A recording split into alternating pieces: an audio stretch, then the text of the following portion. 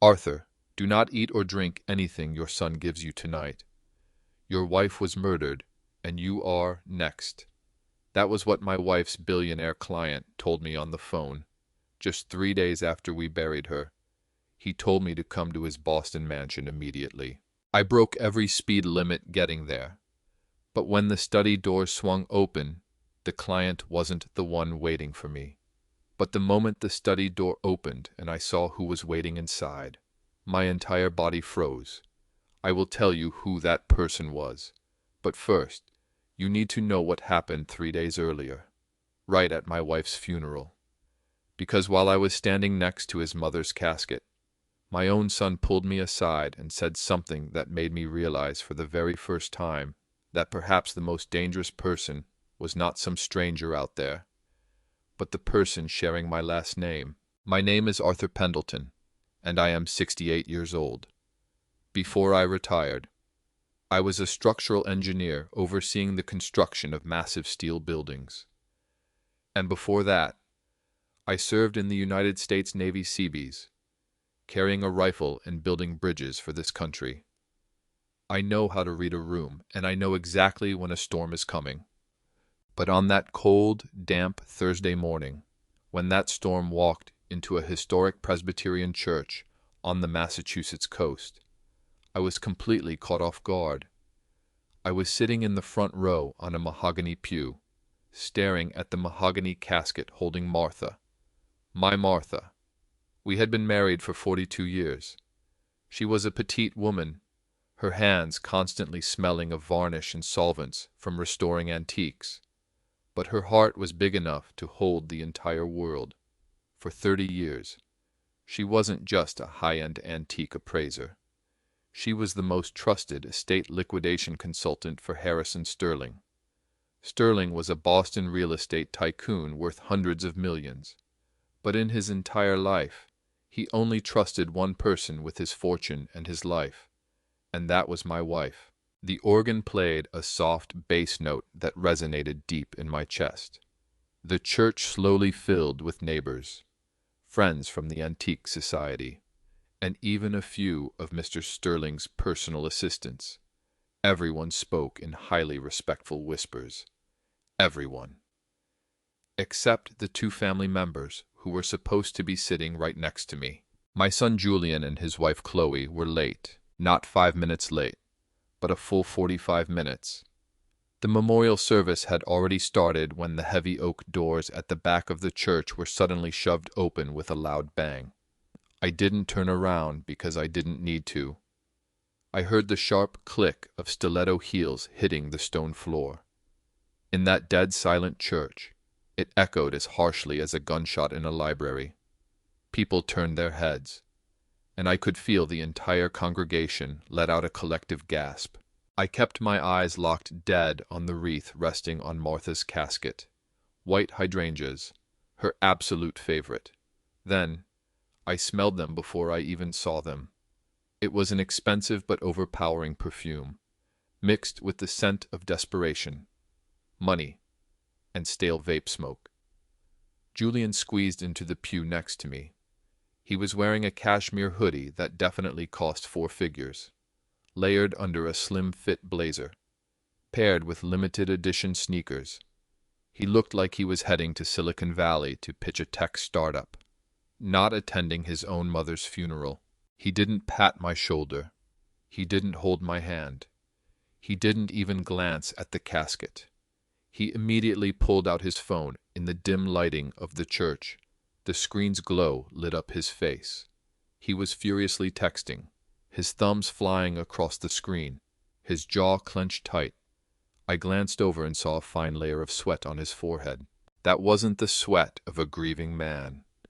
That was the cold sweat of a man backed into a corner. Chloe sat down right next to him. She was a girl from a middle-class suburb who constantly packaged herself on social media as a socialite born in a luxury penthouse. Inside the church, she was actually wearing massive black sunglasses and a dress that was way too short and way too tight for the occasion. She fanned herself out of sheer boredom with the funeral program, making zero effort to hide the disgust in her eyes. This place is literally like a cellar, she whispered, loud enough for the choir to hear. Do they not even have the money to turn on the heat? Shh, Julian hissed irritably, though he still didn't put his phone down. I gripped the brass handle of my cane. It was a solid ash wood cane, hand-carved for me by an old veteran buddy. My knuckles turned white from the grip. I wanted so badly to tell them to get the hell out. I wanted to tell them that the woman lying in that box not only paid for Julian's insanely expensive private college and their lavish wedding, but also bailed him out of bankruptcy time and time again when his so-called tech startups crashed and burned. I wanted to demand they show her some respect, but I didn't say a word. I am a disciplined man. I was never going to cause a scene at Martha's farewell service. After the ceremony, we moved to the church's fellowship hall for the reception. The older ladies from the community had prepared Martha's favorite foods: New England clam chowder, lobster rolls, and roasted potatoes. It was a huge comfort to everyone else, but it somehow deeply offended Chloe. She leaned against the wall, holding a tiny paper plate with 2 fingers like it was radioactive waste. I sat in a corner chair, quietly observing her. She leaned in close to Julian. What they didn't know was that the hearing aids in my ears were turned all the way up. Most people just assumed I was a deaf old man, but I could hear absolutely everything. I cannot believe we are supposed to eat these car bombs, Chloe complained under her breath. It makes me nauseous just looking at it. Look at these people. Julian, this whole thing is so cheap. Where did all her money go? Didn't you say she had a massive savings account? She blew it all on those expensive specialty meds for her heart valves, Julian mumbled, chewing on a piece of bread he hadn't even bothered to pray over. Well, at least that expense is gone now. Chloe let out a short, cruel laugh. We just saved ourselves $800 a month. My heart stopped for a full second. Then it started beating again in a slow, heavy rhythm, fueled by pure rage. My wife hadn't even been in the ground for an hour, and they were celebrating saving money on her heart medication. I looked down at my hands. They were shaking, not from old age, but because I was fighting the overwhelming urge to wrap them around someone's throat. The hall slowly emptied out. Neighbors came over to shake my hand and offer their condolences. I nodded and thanked them, but my eyes never left my son. He was pacing back and forth near the exit, checking his Rolex every 30 seconds. Finally, when the last guest walked out, Julian marched straight over to me. He didn't ask how I was holding up. He didn't ask if I needed a ride home. He just stood over me, blocking out the light. "Dad," he said in a flat tone, "where's the key to Mom's safe deposit box at the bank?" I slowly looked up at him. I saw the dark circles under his eyes and the twitching muscle in his cheek. This was my son, the boy I taught how to read blueprints, the boy Martha used to rock to sleep. And right now, he was looking at me the exact same way a man looks at an ATM that just swallowed his debit card. "Excuse me?" I asked, my voice raspy. "The key to the safe deposit box." Julian raised his voice. Chloe said Mom had a massive life insurance policy and kept antique deeds stored downtown. We need to review those documents. As next of kin, we are entitled to 50%. Chloe stepped up, crossing her arms over her chest. We need to start the probate process immediately. Arthur, this funeral cost a fortune, and we have a pile of bills to pay. We know Martha kept cash stashed at her shop. I stood up. It took me a second because of my stiff knees, but I leaned heavily on my cane and looked them both dead in the eye. I am 6'2", even with a slight stoop from old age. I still towered over Chloe. "Your mother's body is barely cold," I said, keeping my voice low and dangerous. And you are standing here demanding money. This isn't about money. It's about asset management, Julian snapped, cutting me off. Don't be stubborn, Dad. We know you have no idea how to handle finances. You're just an old dinosaur who looked at blueprints on dirt lots. Mom always handled the books. We are just trying to help you. Help me. I let out a cold laugh. You're here to scavenge. Julian, you aren't getting a single dime today. Julian took a step forward, invading my personal space. There was a manic look in his eyes. Listen to me, old man. You have no idea what's going on right now. We are going to lose our house, and we are in serious trouble. If we don't find that money by the end of the weekend, things are going to get very, very ugly. Ugly how? I asked. The kind of ugly where you end up on the street. Julian spat out venomously. Now give me that damn key, or I will tear your house apart and find it myself. He reached out to dig into my pockets, moving with a speed that surprised both of us. I slapped his hand away with a hard crack. Get out of my face, I growled. Chloe gasped. You have dementia, she shrieked. You've completely lost your mind. For your own safety, we should have you committed to a psych ward. We'll talk about that later. Chloe, Julian said, his voice dropping into a threatening whisper. Dad, you have until tonight. If I don't have that key, I am calling social services tomorrow for an evaluation. I'll tell them you are no longer fit to live alone.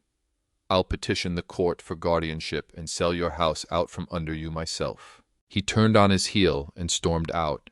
Before following him, Chloe shot me one last look of absolute disgust.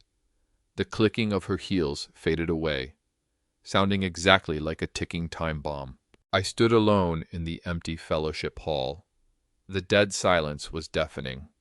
My own son was backed into a corner. I had seen that exact look before in the eyes of gamblers and addicts.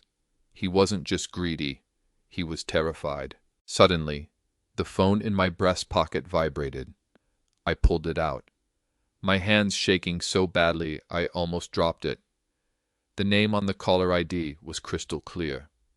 Harrison Sterling, Martha's biggest client, the Boston real estate mogul who hadn't left his estate in 5 years. Why on earth was he calling me? I answered the call.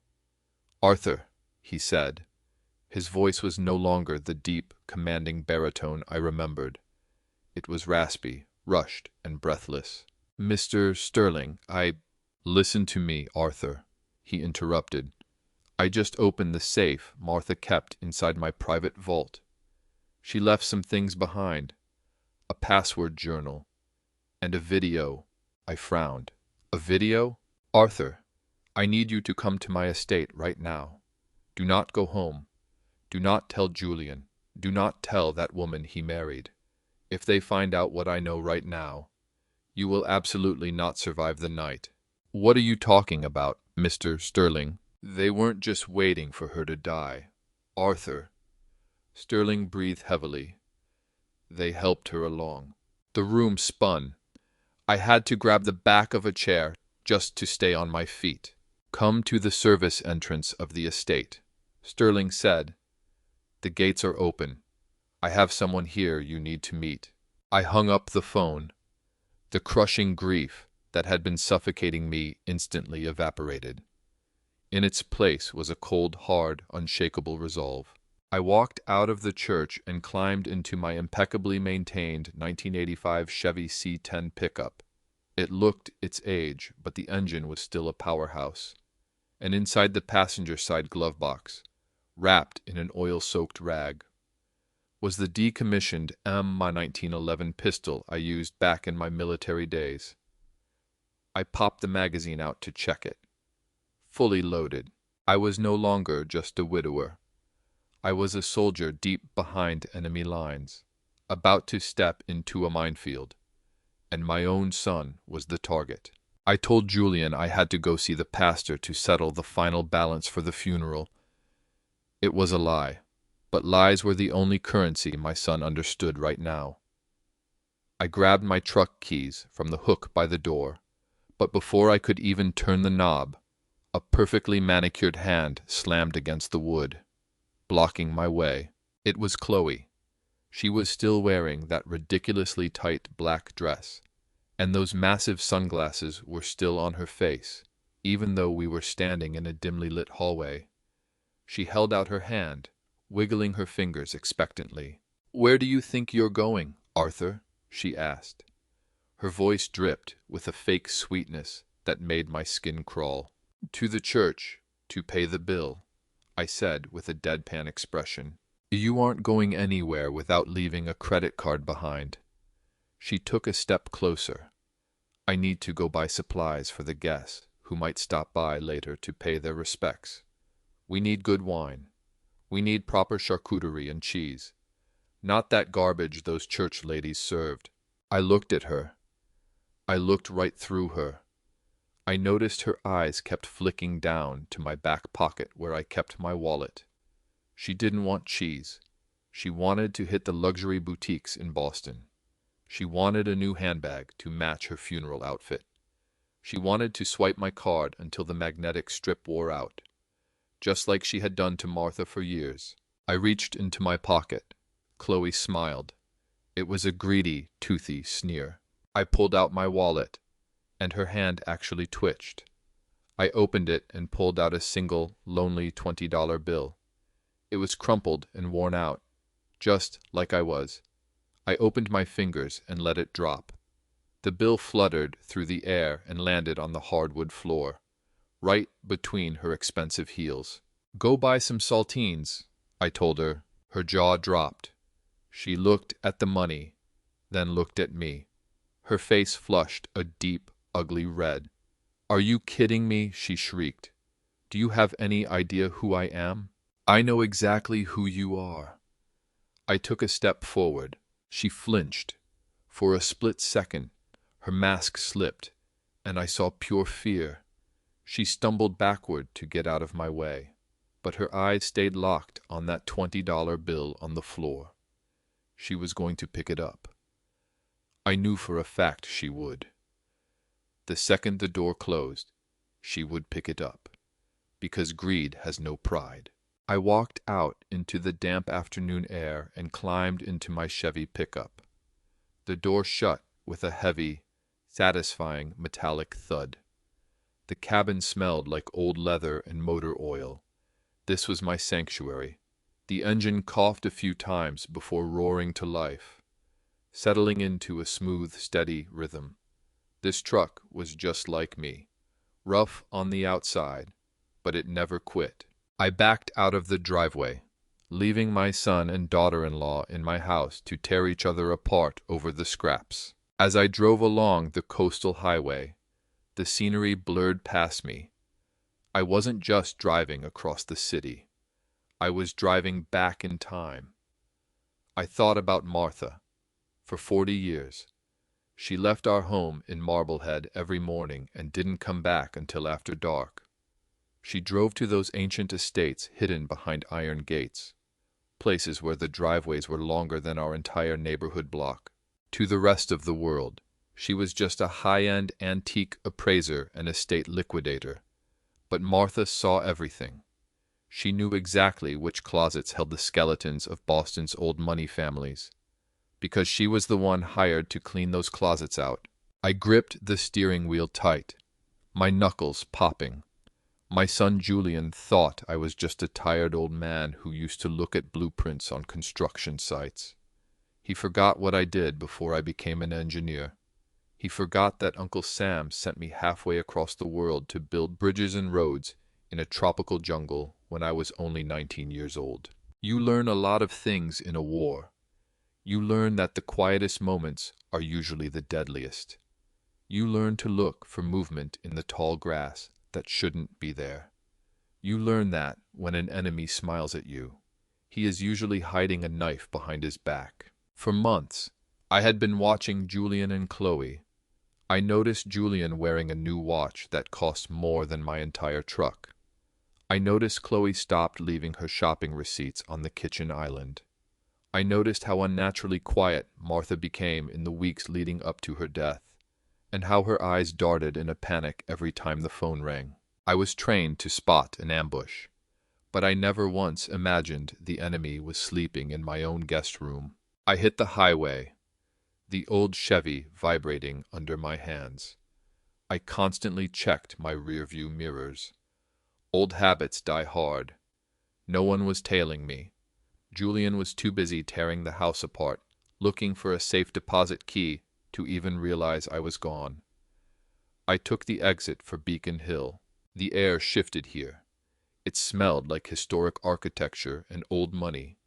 The walls were higher, and the iron gates were more elaborate. I pulled my truck up to the massive wrought iron gates of the Sterling estate. A security camera hummed and pivoted to look at me. I rolled down my window. "Arthur Pendleton," I said. The gates clicked and silently swung open. I drove up the winding cobblestone driveway, lined with oak trees older than the country itself. I parked my rusted pickup right next to a silver Rolls-Royce, against the flawless landscaping. My truck looked like a dirt stain on a crisp white bedsheet. That kind of contrast might make a weaker man feel inferior, but it only made me feel hyper-focused. I stepped out of the truck and adjusted my blazer. It was a cheap suit I bought at a discount store 10 years ago, but I wore it with the posture of a man who didn't bow to anybody. Before I could even knock, the front door opened. Harrison Sterling was sitting there. He was 75 years old and confined to a wheelchair by severe arthritis.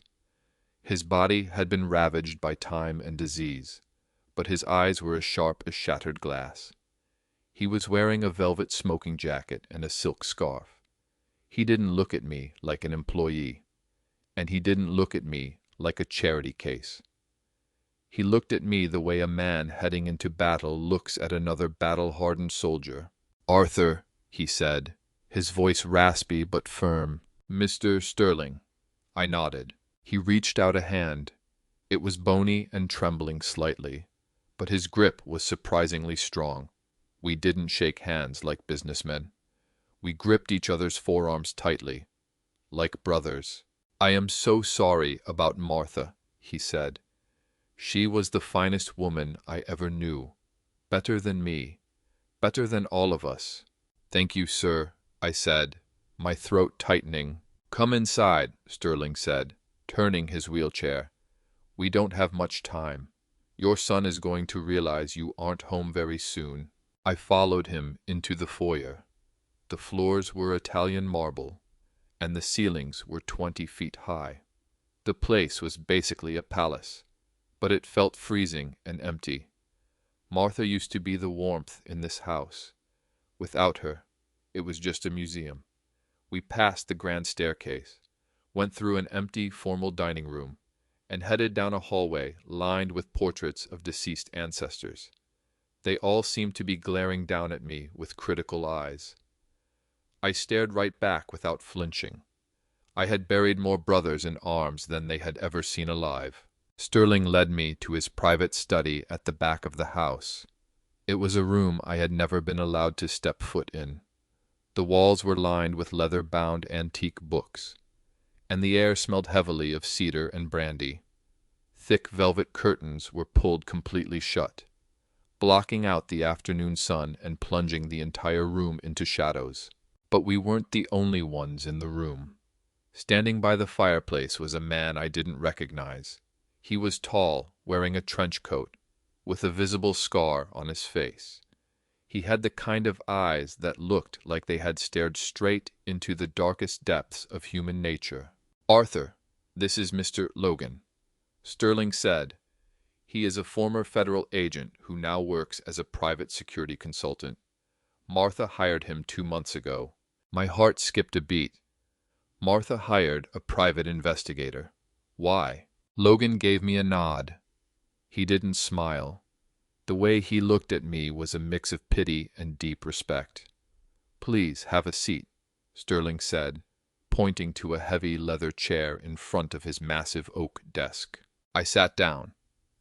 The leather creaked under my weight. I felt like I was sitting in an electric chair, just waiting for someone to pull the switch. Sterling wheeled himself behind the desk. He placed his hand on a pile of items resting right in the middle of a green blotter pad. There was a small black leather-bound notebook. I recognized it instantly. It was Martha's antique restoration journal. She carried that thing everywhere she went. Right next to it was a thick envelope stuffed with photographs. "This is what I found in the safe Martha kept here," Sterling said softly. She had her own passcode. I never asked what was inside. I trusted her completely. But after she passed away, I knew I had to look. I had to make sure her final wishes were taken care of. He pushed the journal toward me. "Open it, Arthur. Read the very last entry." My hands were shaking as I reached for the book. The leather almost felt warm, like she had just been holding it.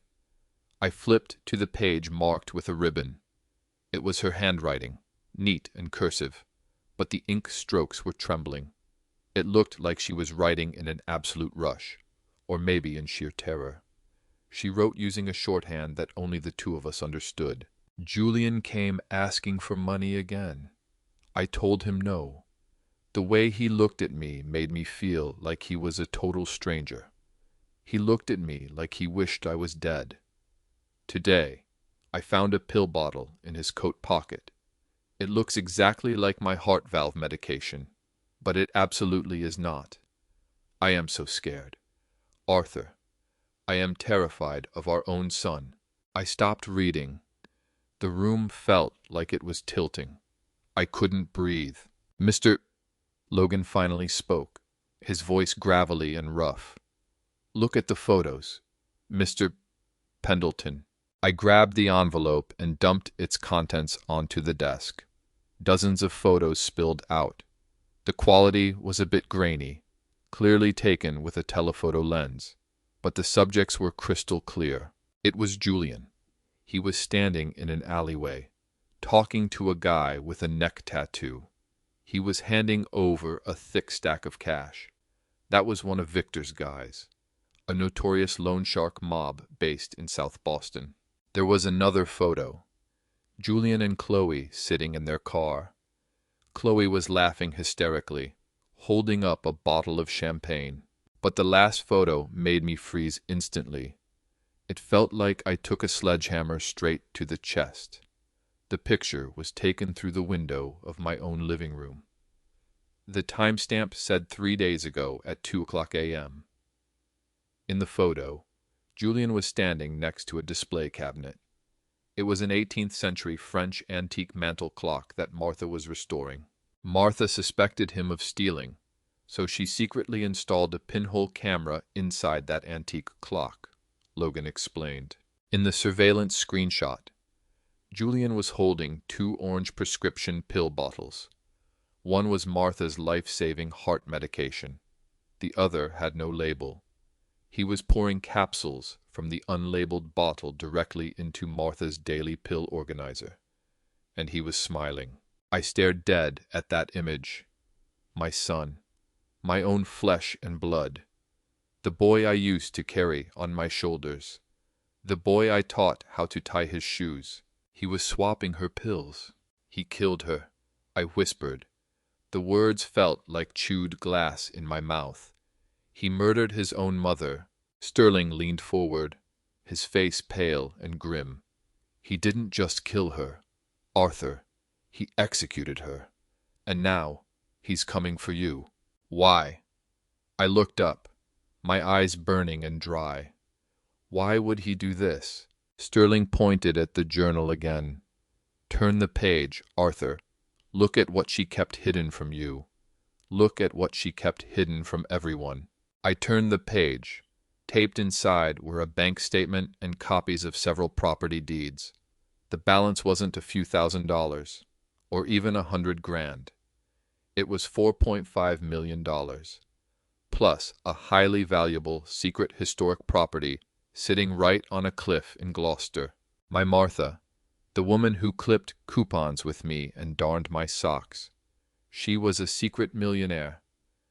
And Julian had found out. The realization hit me like a runaway freight train. Julian didn't kill her because he hated her. He killed her because he was greedy. He killed her to cash out. I shot up from my seat. The heavy chair tipped backward and crashed to the floor. "I'm going to kill him," I roared, my hand reaching for my lower back. The cold steel of my decommissioned pistol was pressing right against my spine. I was going to march back to that house and put a hole straight through his head. "No!" Sterling yelled, his voice cracking like a whip. I stopped in my tracks, panting heavily, my hand still resting on my gun. "If you kill him right now, you go to prison, and he wins," Logan said, stepping forward with his hands raised. "You will rot in a cell, while Chloe takes that money and goes on luxury vacations buying jewelry." Is that what Martha would have wanted? I stared down at the photo of my son, that absolute monster. "Then what am I supposed to do?" I asked, my voice hoarse and broken. "We set a trap," Sterling said, his eyes cold and hard. "We make him confess. We make him destroy himself. But to do that, you have to go back there." "Go back?" I asked. "Back to that house with him?" "Yes," Sterling replied. "You have to go back. You have to play the role of a devastated, senile old father who just completely lost his grip on reality from the shock. You have to make him think you are helpless. You have to make him think you are weak. Can you do that? Arthur, can you look the man who murdered your wife dead in the eye and pretend you don't know a damn thing?" I looked at the journal. I looked at the photos. I thought about Martha. I thought about the sheer terror she must have felt in her final days. I took a deep breath. I adjusted my blazer. I picked up my cane from the floor. I used to be a soldier. I know how to follow orders. And I know how to sit in the shadows and wait for the perfect moment for a lethal strike. "I can do it," I said. Sterling nodded. "Good. Now listen closely. Here is the plan." As he laid out the entire trap, I could feel the dormant veteran inside me waking up. My son thought he was the apex predator. He thought I was the prey. He was about to find out he just walked straight into the lion's den. When I drove my old pickup truck back home, the steering wheel felt like a block of ice under my tight grip. The engine hummed in a low, steady rhythm that usually calmed me down. But today it sounded like a funeral march. I looked in the rearview mirror, not to check the traffic behind me, but to look at my own face. Sterling told me I had to get into character. He told me I had to become that grieving, confused old man my son expected to see. I tried to smile. I tried to force a look of weakness and dullness, but the face staring back at me in the mirror was hard as iron. The wrinkles around my mouth were carved with pure fury, and the taste in my mouth was like battery acid. I had to soften my eyes. I had to slump my shoulders. I had to bury the soldier who wanted to strangle his enemy, and resurrect the lost grieving father. It was the hardest thing I have ever done. Harder than boot camp. Harder than the front lines. Because the enemy wasn't a stranger across a jungle clearing. The enemy was the boy I taught how to catch a baseball. The enemy was the man who sat at my dining table, ate my food, and plotted the murder of my wife. Every street sign I passed felt like one step closer to hell. I could feel the bile rising in my throat. The pure physical disgust of having to face him was almost crushing. I wanted to turn the truck around and drive until I ran out of gas, but I couldn't. Martha needed me. Justice needed me. I pulled into my driveway and killed the engine. I sat in the truck for a moment, breathing in the smell of stale tobacco and dust, gathering the strength to walk into a house that was no longer a home. I stepped onto the porch, The front door was slightly ajar. My heart was pounding against my ribs, not from fear, but from the sheer feeling of violation. This was Martha's sanctuary. She kept this place spotless. Now, the door was hanging open like a broken jaw. I walked into the foyer, and the first thing that hit me was the sound. It was a ripping noise, wet and sharp, like meat being torn straight off the bone. I stepped into the living room and stopped dead in my tracks. The air was thick with dust and floating feathers. Chloe was kneeling right in the middle of the room. She was holding a yellow box cutter, frantically slashing at Martha's favorite floral sofa, the one she saved up 3 years to buy. Chloe was slicing open cushion after cushion, shoving her hands into the stuffing, and tearing out massive handfuls of white cotton batting. She looked like a rabid animal. Her hair was a mess. Her dress was covered in dirt. And she was muttering to herself, "Where is it? Where's the cash?" She didn't even notice me standing there. She tossed a cushion aside and viciously stabbed the back of the sofa, ripping the fabric open with a violent tearing sound. The floor was absolutely trashed, covered in scattered papers, books yanked off the shelves, and smashed porcelain figurines. It looked like a tornado had touched down right inside my living room. But then, I heard another sound coming from deep down the hallway, a high-pitched, screeching mechanical noise, a power drill. My stomach dropped. The master bedroom, our bedroom. I leaned on my cane and walked down the hallway, the wood tapping softly against the hardwood floors. The picture frames on the walls were knocked crooked. Our wedding photo was on the floor, the glass completely shattered over Martha's smiling face. I carefully stepped over it, terrified of crushing her image. That gut-wrenching drilling noise was getting louder, grating against every nerve in my body. I pushed open the bedroom door. The room was unrecognizable. The dresser drawers had been yanked out and dumped upside down on the bed. Martha's clothes, her Sunday dresses, her nightgowns, they were all trampled on the floor. And in the corner was Julian. His expensive hoodie was completely soaked in sweat. He was holding a heavy-duty industrial power drill, pressing his entire body weight into a hidden compartment in the wall, a wall panel Martha kept hidden behind a painting of the Last Supper. The painting had been tossed into the corner. Julian was muttering under his breath, his face twisted into a mask of pure greed. He leaned hard on the drill.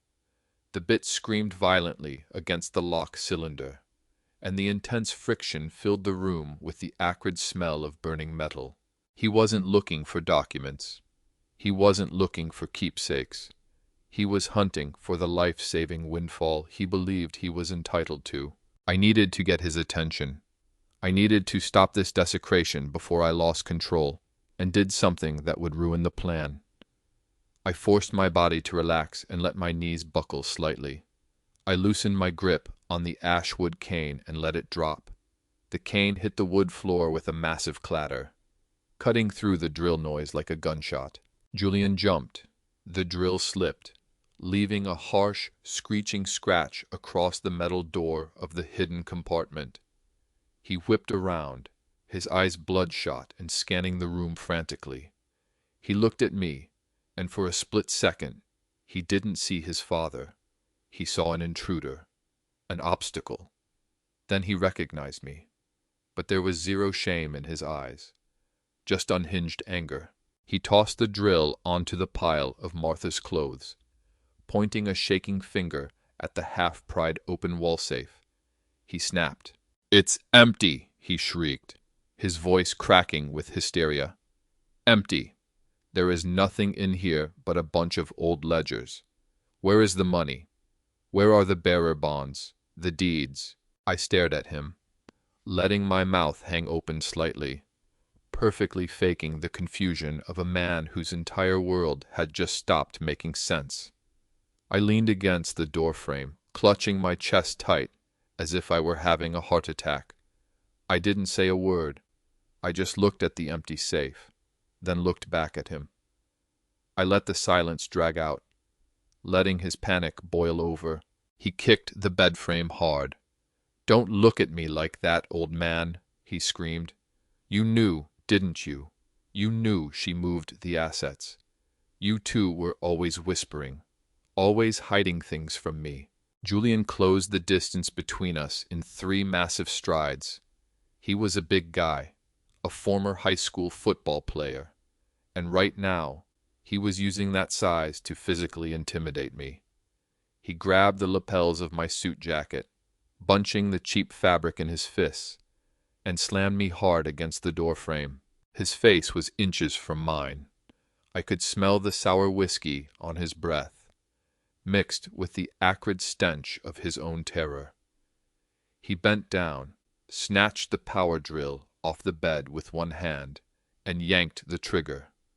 The high-pitched whine of the motor exploded right next to my ear. He held the spinning drill bit just inches from my face, the gray metal blurring into a violent, deadly swirl.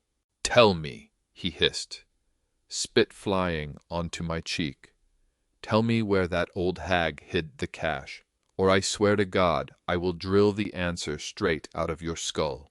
Talk, you old piece of trash. Where is the inheritance?" The heat radiated from the drill motor onto my cheek. My heart was hammering out of control from a mix of pure adrenaline and explosive rage. But I knew I had to weaponize this physical reaction. Sterling's words echoed in my mind, crystal clear and commanding. "Stall for time, Arthur. Play the victim. Do not let him lose control and kill you before we get the hard proof." I stared into my son's eyes, and I couldn't find a single trace of anything familiar. There was nothing but the dead, cold stare of a stranger who wanted to rip something out of my hands. He started screaming again. I knew if I stayed on my feet, he was actually going to use that drill. He had completely lost his mind. I let my eyelids flutter violently. I let my jaw go slack. I reached out with a trembling hand and grabbed a fistful of my own shirt right over my heart. I let out a heavy, rattling gasp, like a broken bellows, acting as if all the oxygen had been sucked out of my lungs. This time my knees actually buckled, and I let gravity drag me down. My back slid down the doorframe, and I hit the floor hard. I curled into a fetal position, letting out agonized groans from the back of my throat, my hands clawing weakly at the wool rug. It wasn't entirely acting. The stress, the crushing grief, and the very real physical threat spiked my blood pressure to a dangerous level. I could genuinely feel the room spinning. Julian stumbled backward. The drill was still idling in his hand, but his expression flipped instantly from pure aggression to sheer panic. He wasn't terrified of losing his dad. He was terrified of losing the passcode to the vault. He backed away, the mechanical whine of the tool slowly fading out, leaving nothing but the sound of my deliberately desperate, gasping breaths echoing in the room. Chloe appeared in the doorway. Her hair was a wreck, and her black funeral dress was covered in white feathers from the couch. She took one look at me writhing on the floor in agony and dropped the box cutter she'd used to gut our furniture. All the color drained from her face, not out of concern, but out of cold calculation. "Don't let him die," she shrieked, lunging forward and grabbing Julian's arm tight. "If he dies right now, we get absolutely nothing. Julian, he's the only one who knows where the assets are. If he croaks, that money gets locked up in probate and trust freezes for years. Use your brain, you idiot." Julian looked down at me, then down at the drill in his hand. He screamed a curse word and hurled the tool onto the bed. He dropped to his knees right next to me, grabbed my collar with both hands, and shook me violently. His head whipped back and forth. "Wake up, old man," he yelled, spit hitting my face. "You cannot die on me right now. You don't get to die until you tell me where the cash is. He reared back and slapped me hard across the face. The sting was fiery, but I kept my eyes half closed, focusing every ounce of my energy on making my breathing short, ragged, and irregular. I let my head loll limply to the side. I had to give them a number big enough to blind them completely, a number big enough to ensure they kept me alive. I licked my dry lips and wheezed out a barely audible whisper. The trust fund. Julian froze. He leaned in so close his ear was practically touching my mouth. What trust? Say it again, I gasped, struggling to push the words out between ragged breaths. Blind trust. Martha sets it up. 4.5 million, plus real estate. The lawyer. He's coming Monday to sign it over. I let my head drop heavily onto the floor, as if speaking those few words had drained every last drop of my life force. Through half-slitted eyes, I watched Julian look up at Chloe. A slow, greedy smile spread across his face, instantly wiping away every trace of the panic he'd just shown. 4.5 million, he muttered, weighing the gravity of those words. The number hung in the air like a magic spell. 4.5 million. That was more than enough to pay off Victor's loan sharks, enough to buy Chloe's silence, and enough to fund their delusions for the rest of their lives. I watched my son undergo a complete metamorphosis. The murderer vanished, replaced entirely by an opportunist. He wasn't looking at a dying father anymore. He was looking at a winning lottery ticket, a ticket that had to be kept absolutely safe until cashing day. He grabbed me by the armpits and hauled me up. He was rough. He dragged me over to the bed, kicking Martha's clothes out of the way, and shoved me onto the mattress. My body bounced against the springs. He stood over me, breathing heavily, a manic glimmer shining in his eyes. We have to keep him alive, Chloe said, pacing the room. Just until Monday. As soon as the lawyer gets here, we get him to sign the power of attorney and transfer the assets. We have to make sure he cannot contact a single person until then. Julian nodded. He reached right into my jacket pocket. My entire body tensed up, but I didn't put up a fight. He pulled out my smartphone. It was a new model Martha had bought me last year so I could FaceTime with my old Navy buddies on the West Coast. He looked at the phone, then looked at me. You're not going to need this, he said. You need rest. Dad. Lots of rest. He shoved my phone into his own pocket, severing my only tie to the outside world. He backed out of the room, never taking his eyes off me for a second. He looked exactly like a zookeeper, locking a dangerous beast inside its cage. Chloe followed right behind him, shooting me one last suspicious glare before disappearing down the hallway. The door slammed shut, the heavy thud vibrating through the floorboards. Then came the sound that sealed my fate. The metallic scrape of an aftermarket brass deadbolt sliding into place on the outside of the door, followed by the crisp, definitive click of the lock engaging. Inside the house I had paid for with 40 years of my own blood and sweat, I was now a prisoner. I lay perfectly still on the bed, listening to their footsteps retreat down the hall. I listened to them whispering about millions in non-existent cash, plotting a lavish future they were never going to see. I stared at the ceiling, waiting until the house went completely dead silent before I finally dared to move. They thought taking my phone meant they had cut off my only lifeline. They had absolutely no idea about the loose floorboard under this bed, and what was hiding underneath it. 2 days passed inside that sweltering room. The air grew heavy, reeking of my own sweat mixed with the lingering scent of Martha's perfume trapped in the curtains. The sunlight crawled slowly across the floor, ticking by like tally marks scratched into a prison wall. I sat in the armchair facing the window, watching the outside world spin on like normal. Neighbors were walking their dogs. The mailman was delivering the post.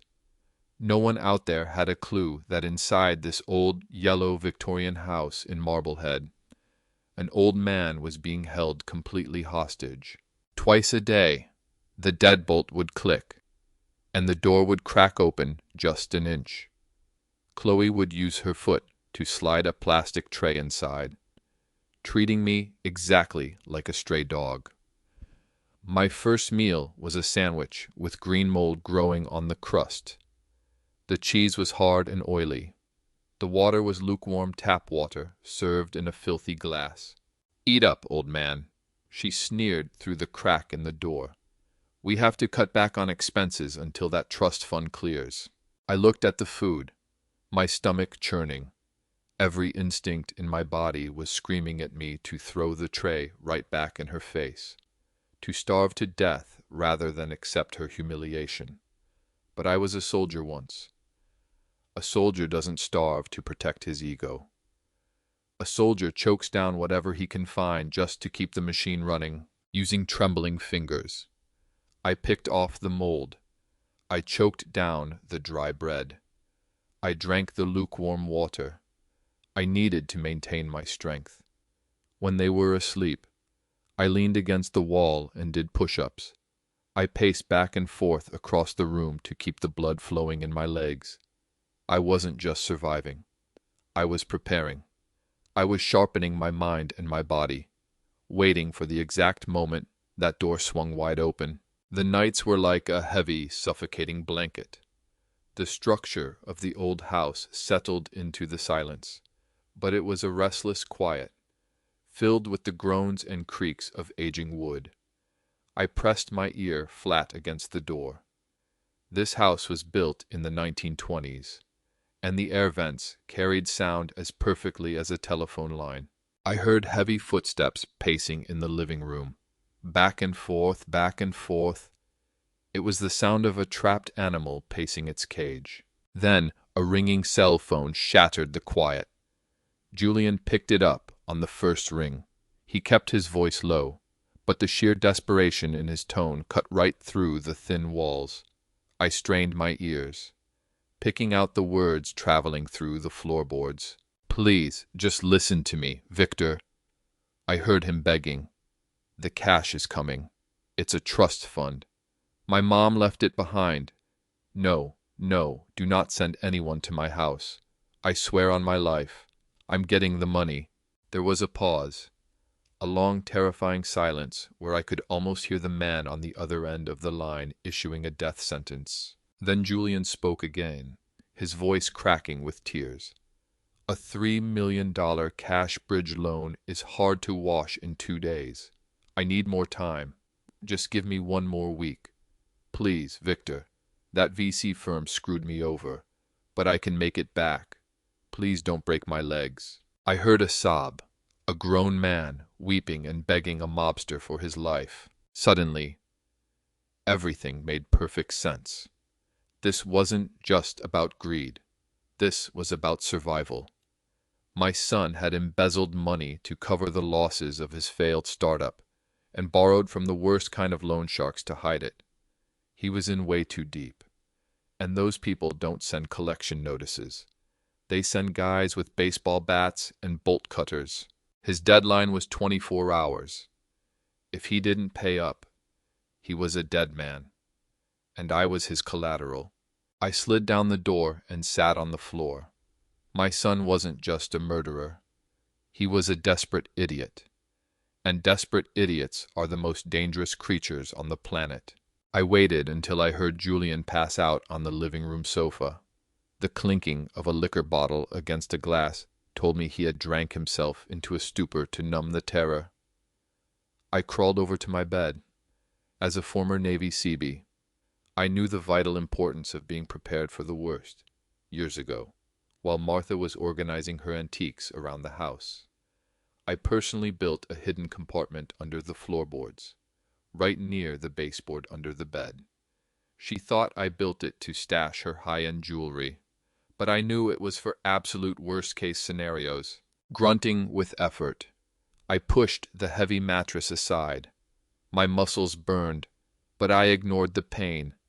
I found the loose plank and pried it up using the handle of a metal spoon I had swiped from my dinner tray. Inside, wrapped tightly in a waterproof tarp, was my salvation, a fully charged, powered-off burner flip phone. Lying right next to it was the cold, heavy steel of my decommissioned M1911 pistol. I popped the magazine out and felt it in the dark, fully loaded. More than enough firepower to end this whole nightmare right now. But Sterling was right. I needed to serve him justice, not just bloody revenge. I powered on the phone. The screen cast a faint green glow in the pitch black. Using a simple prearranged code, I sent a text to the number Sterling had given me. Wolves at the door. Massive debt. Life in danger. 24-hour deadline. Need extraction. I waited. Every single minute ticked by like an eternity. I stared at the battery icon. I stared at the signal bars. Then, the phone buzzed against my palm. A short reply popped up. Lawyer Benjamin arriving tomorrow at 0900. Bringing documents. Be ready to perform. Do not break character. We are coming to get you. I turned the phone off and stashed it back under the floorboards. I shoved the 1911 under my pillow. I lay on my back in the dark, staring straight up at the ceiling. Tomorrow, the curtains were going up. I closed my eyes, practicing that nervous, senile twitch. When the sun came up, the sky was a sickly pale gray, looking exactly like a judgment day I didn't want to face. But the heavy click of the deadbolt told me it was showtime. The door swung open, and for the first time in 2 days, I wasn't met with sneers or cruelty. Chloe was standing there, holding a steaming mug of coffee. She was wearing a stiff, fake smile that looked like it physically hurt her face. "Good morning, Arthur," she chirped in a high-pitched, fake, sweet voice. "We have a guest. You need to look presentable." She handed me the mug. Printed on the side were the words "World's Best Grandpa." The irony tasted incredibly bitter, but I drank it down anyway. I needed the caffeine to keep my mind razor sharp. Julian appeared right behind her, wearing a brand new suit, with his tie knotted way too tight. He looked like a greasy salesman trying to pitch a used car with no engine. He grabbed my arm, not to hurt me this time, but to steady me. "Take it easy. Pop," he said loudly. Loud enough for any neighbors outside to hear. "Let's head out to the living room. Attorney Benjamin is here." They practically carried me down the hallway, treating me like a piece of fragile porcelain that might shatter at any second. I leaned heavily on my cane and dragged my feet, playing the role of the confused, disabled old man to absolute perfection. Sitting in the living room was a man I had never met. Attorney Benjamin wasn't a huge guy, but he commanded every ounce of presence in that room. He was wearing a tailored charcoal gray suit that definitely cost more than my first house. Behind his rimless glasses, his eyes were as cold as obsidian. He didn't stand up when I walked in. He just watched me the way a hawk watches a field mouse. "Mr. Pendleton," he said, his voice as smooth as oil, "I am Benjamin. I represent the estate of your late wife. Please take a seat." Julian guided me to the one armchair Chloe hadn't completely gutted. He sat down right next to me, balancing on the very edge of his cushion. His leg was bouncing up and down so fast from nervous energy that it was literally vibrating the floorboards. Chloe perched on the arm of his chair, playing the perfect, dutiful daughter-in-law. If you ignored the suffocating stench of desperation in the air and the loaded gun hidden under my mattress, it was a picture-perfect family portrait. Benjamin unlatched a sleek leather briefcase and pulled out a thick stack of documents bound in blue paper. He adjusted his glasses, looked at Julian, and then looked right at me. "Mrs. Pendleton was a very prudent woman," he began. She set up a living trust 3 years ago. The assets within this trust, including an investment portfolio managed by the Sterling Group, an undisclosed historic property in Gloucester, and offshore accounts, total approximately $4.5 million. Julian made a weird, choked noise in the back of his throat, like a stalling engine. His eyes nearly bugged out of his head. 4.5 million. He looked at Chloe, and I watched pure, unadulterated greed wash over them like a tidal wave, completely washing away their terror for just a split second. Benjamin continued, completely ignoring my son's reaction. According to the terms of the trust upon her passing, the estate is to be transferred in full to her husband, Arthur Pendleton. Julian nodded frantically, reaching out to pat my shoulder. "That's right," he said, his sweaty palm soaking right through my jacket. "My dad is the sole beneficiary, and we are right here to help him manage all that money." Benjamin held up a single hand, cutting him off cold. "But there is one condition, Mr. Pendleton." Martha was extremely specific. She included a competency clause. Because the value of the assets is so substantial, the beneficiary must be formally evaluated and certified by medical professionals as being of sound mind and capable of making rational decisions before a single cent can be accessed or a single check can be signed. Julian froze. The hand patting my shoulder stopped dead in midair. Benjamin leaned forward, his voice dropping an octave. "If the beneficiary is deemed legally incapacitated, suffering from dementia, or otherwise unfit to make sound decisions, the trust locks automatically. The assets will be frozen and placed into a high-yield escrow account for a mandatory period of 10 years to ensure their security. During that time, absolutely no one, not even family members or a court-appointed conservator, can touch the principal. 10 years. The words hung in the air like thick smoke. I watched all the blood drain instantly from Julian's face. He didn't have 10 years. He didn't even have 10 days. Victor and his guys with the baseball bats were waiting for him. He needed that cash today. The trap Sterling and I had set was actually beautifully simple. We knew Julian wanted to declare me legally insane and slap me with a conservatorship to steal the assets, so we made being of sound mind the one and only key that could ever open that vault. Chloe clearly hadn't grasped the severity of their ticking clock. She was still sticking to the original script, the one where they lock me away in a nursing home and go on a massive luxury shopping spree. She let out a dramatic sigh and shook her head with fake sorrow. "Oh, Mr. Benjamin, that is just so unfortunate," she said, her voice dripping with fake sympathy. "We have been so worried about Arthur lately. He forgets things all the time. He leaves the stove on. He talks to thin air.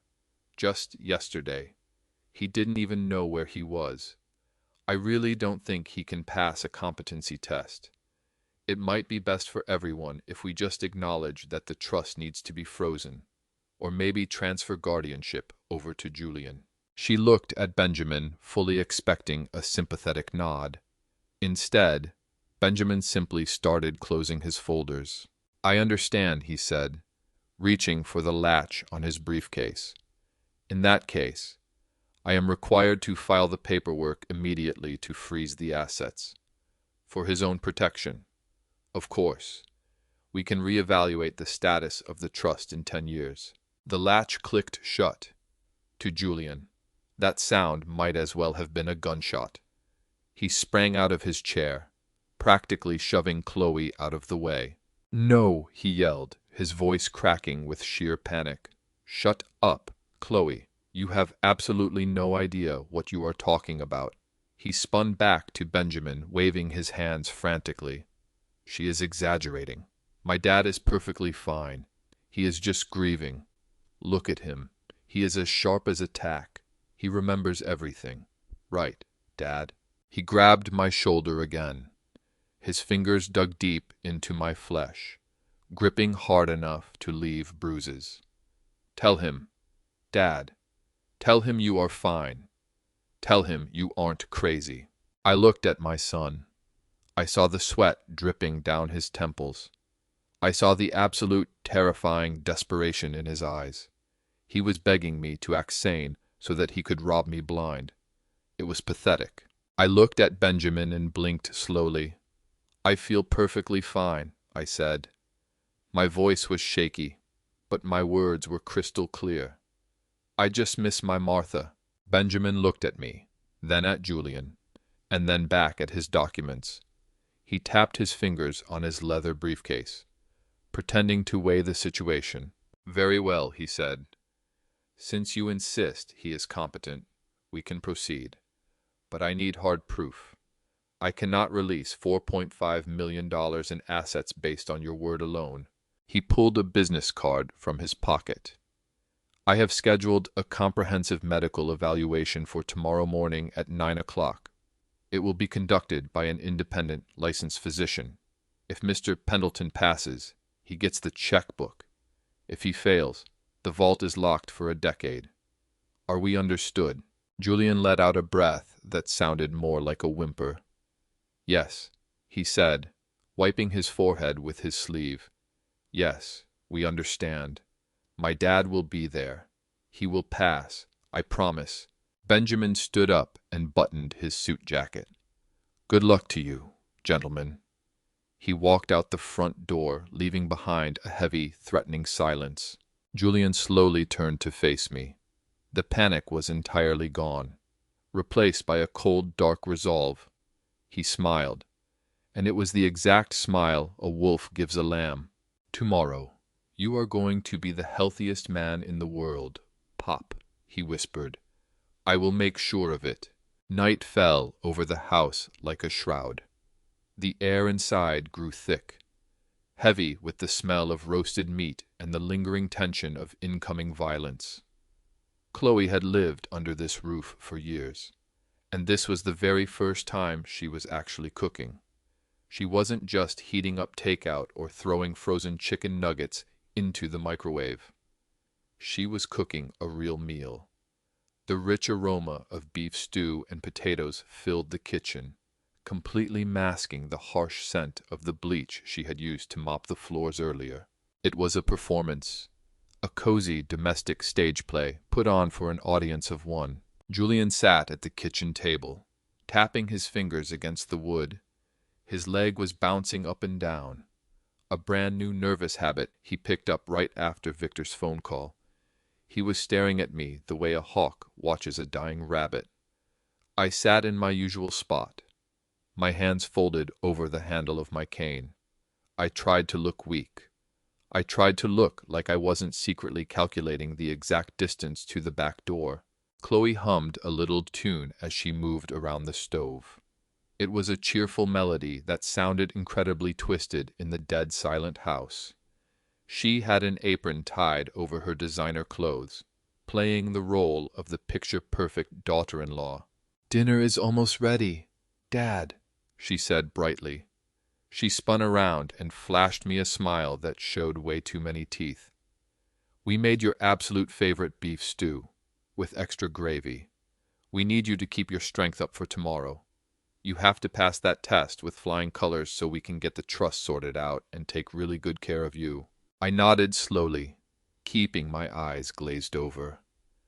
"Thank you, Chloe," I mumbled, slurring my words slightly. "You two are too kind." "It is the least we could do," she said, turning back to the counter. "We just want you to be happy. We want you to be comfortable." I watched her back. I watched the tense way she held her shoulders. I recognized that exact posture. It was the posture of a soldier planting a landmine. I shifted in my chair, turning my body slightly toward the dark window that faced the backyard. It was pitch black outside, turning the glass into a perfect mirror that clearly reflected the entire kitchen behind me. I didn't look directly at Chloe. I watched her reflection in the glass. She thought I was just staring blankly at my own reflection, lost in the dementia she claimed I had. but I was watching her hands the entire time. She reached into the pocket of her apron. She pulled out a tiny, folded square of white paper. It looked exactly like the kind of small envelope a corner drug dealer hands you through a car window. She glanced back over her shoulder at me. I let my jaw go slack and kept my vacant stare locked on the window, fully convinced that my mind was completely gone. She turned her attention back to the stove. In the reflection, I saw her tear the paper open. She tipped it over the bowl of stew she had prepared just for me. A cascade of fine white powder fell into the dark gravy, dissolving instantly. She stirred it vigorously, the metal spoon clinking sharply against the ceramic bowl. 1 stir, 2 stirs, 3, mixing death right into my dinner. I remembered the conversation I had eavesdropped on. We swap her meds, tell her she did things she never did. But this was different. They needed me lucid for the doctor tomorrow, didn't they? Or maybe the plan had completely changed. Maybe they realized I was too much of a liability. Maybe they planned to drag a drugged, drooling version of me in front of some crooked doctor who was willing to sign any fake medical certificate for a stack of cash. Or maybe they just wanted to make absolutely sure I slept like the dead tonight so I couldn't try to escape. Whatever was in that bowl, I knew one thing for certain. It absolutely wasn't vitamins. She picked up the bowl and turned around, wearing a mask of pure maternal care. "Here you go, Dad," she said, setting the steaming bowl down right in front of me. "Eat it while it's hot. The gravy is good for you." I looked down at the thick brown liquid. It smelled incredibly savory, but it was hiding pure murder. I looked over at Julian.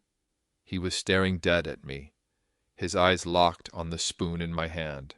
"Eat up, Dad," he urged, his voice tight. "You need the nutrients." I lifted my spoon. My hand was shaking. I deliberately let the tremor get worse, shaking so much that the metal clattered loudly against the rim of the bowl. I brought a spoonful of the stew close to my mouth. Julian leaned forward, holding his breath. Chloe wiped her hands on her apron, just waiting. Right as the spoon touched my lips, I forced my arm into a violent, jerky spasm. I whipped my hand sharply to the side. The spoon slammed hard against the edge of the bowl. "Oops," I said softly. I followed through, sweeping my arm in a clumsy arc across the table, knocking the bowl completely off the edge. It flew off the table and shattered into pieces on the linoleum floor. The thick stew splattered everywhere. It hit the cabinets, the chair legs, and splattered right onto my shoes in a sticky mess. "Oh, no," I cried out, making my voice tremble like I was on the verge of tears. "I am so clumsy. I am so sorry. I'm sorry." Chloe shrieked and jumped backward to dodge the flying gravy. "You stupid old man," she yelled, dropping her act for a split second. "Look what you just did." Julian stood up, his face flushed dark red. "It is fine," he said through gritted teeth, forcing himself to stay calm. "It was an accident. Chloe, clean it up. We will just get him another bowl." But before Chloe could make a move, a low purr echoed from under the table. It was Princess, Chloe's insanely expensive purebred Bengal cat, the one she used as a prop to show off on Instagram. The cat trotted out from the living room, drawn in by the smell of the meat.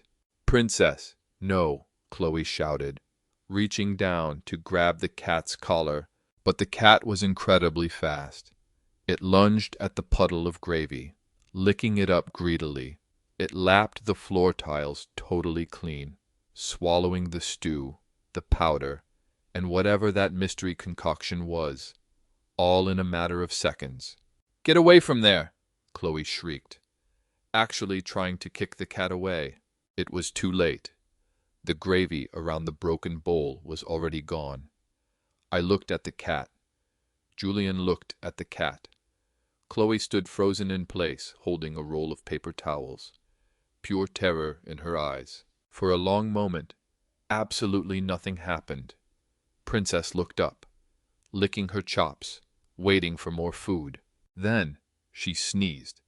First came a sneeze, then a cough, followed by a high-pitched wheeze. The cat's legs locked up tight. She toppled over onto her side, her paws kicking frantically at the air like she was running in a dream. White and pink foam started bubbling from her jaw. Her eyes rolled all the way back into her head, showing nothing but the whites. Chloe dropped to her knees, screaming the cat's name. She tried to hold the animal, but Princess was convulsing violently, her claws scraping desperately against the linoleum. A minute passed. The seizing slowed down. 2 minutes. The wheezing turned into a wet gurgle. 3 minutes. The cat went stiff one last time, arched her back, and then went completely limp. The silence that followed was heavy and absolute. Princess was dead on the kitchen floor, her tongue hanging out right in the middle of the broken ceramic pieces. I looked at the dead animal. Then I looked up at my son. "What happened to the cat, Julian?" I asked, my voice trembling with a terror that I didn't even need to fake. "Why did it just die?" Julian stared at the cat, every ounce of color draining from his face, until he looked like a corpse himself. He glanced at the corner of the empty paper packet poking out of Chloe's apron pocket, then looked back at the dead animal. He swallowed hard. "She had a cold," he whispered, his voice barely audible. "She was sick. It was just a seizure. Dad, just a seizure." He was lying. I knew he was lying, and looking right into his terrified eyes, I knew that he knew it too. We both knew that bowl of stew was never meant to help me sleep.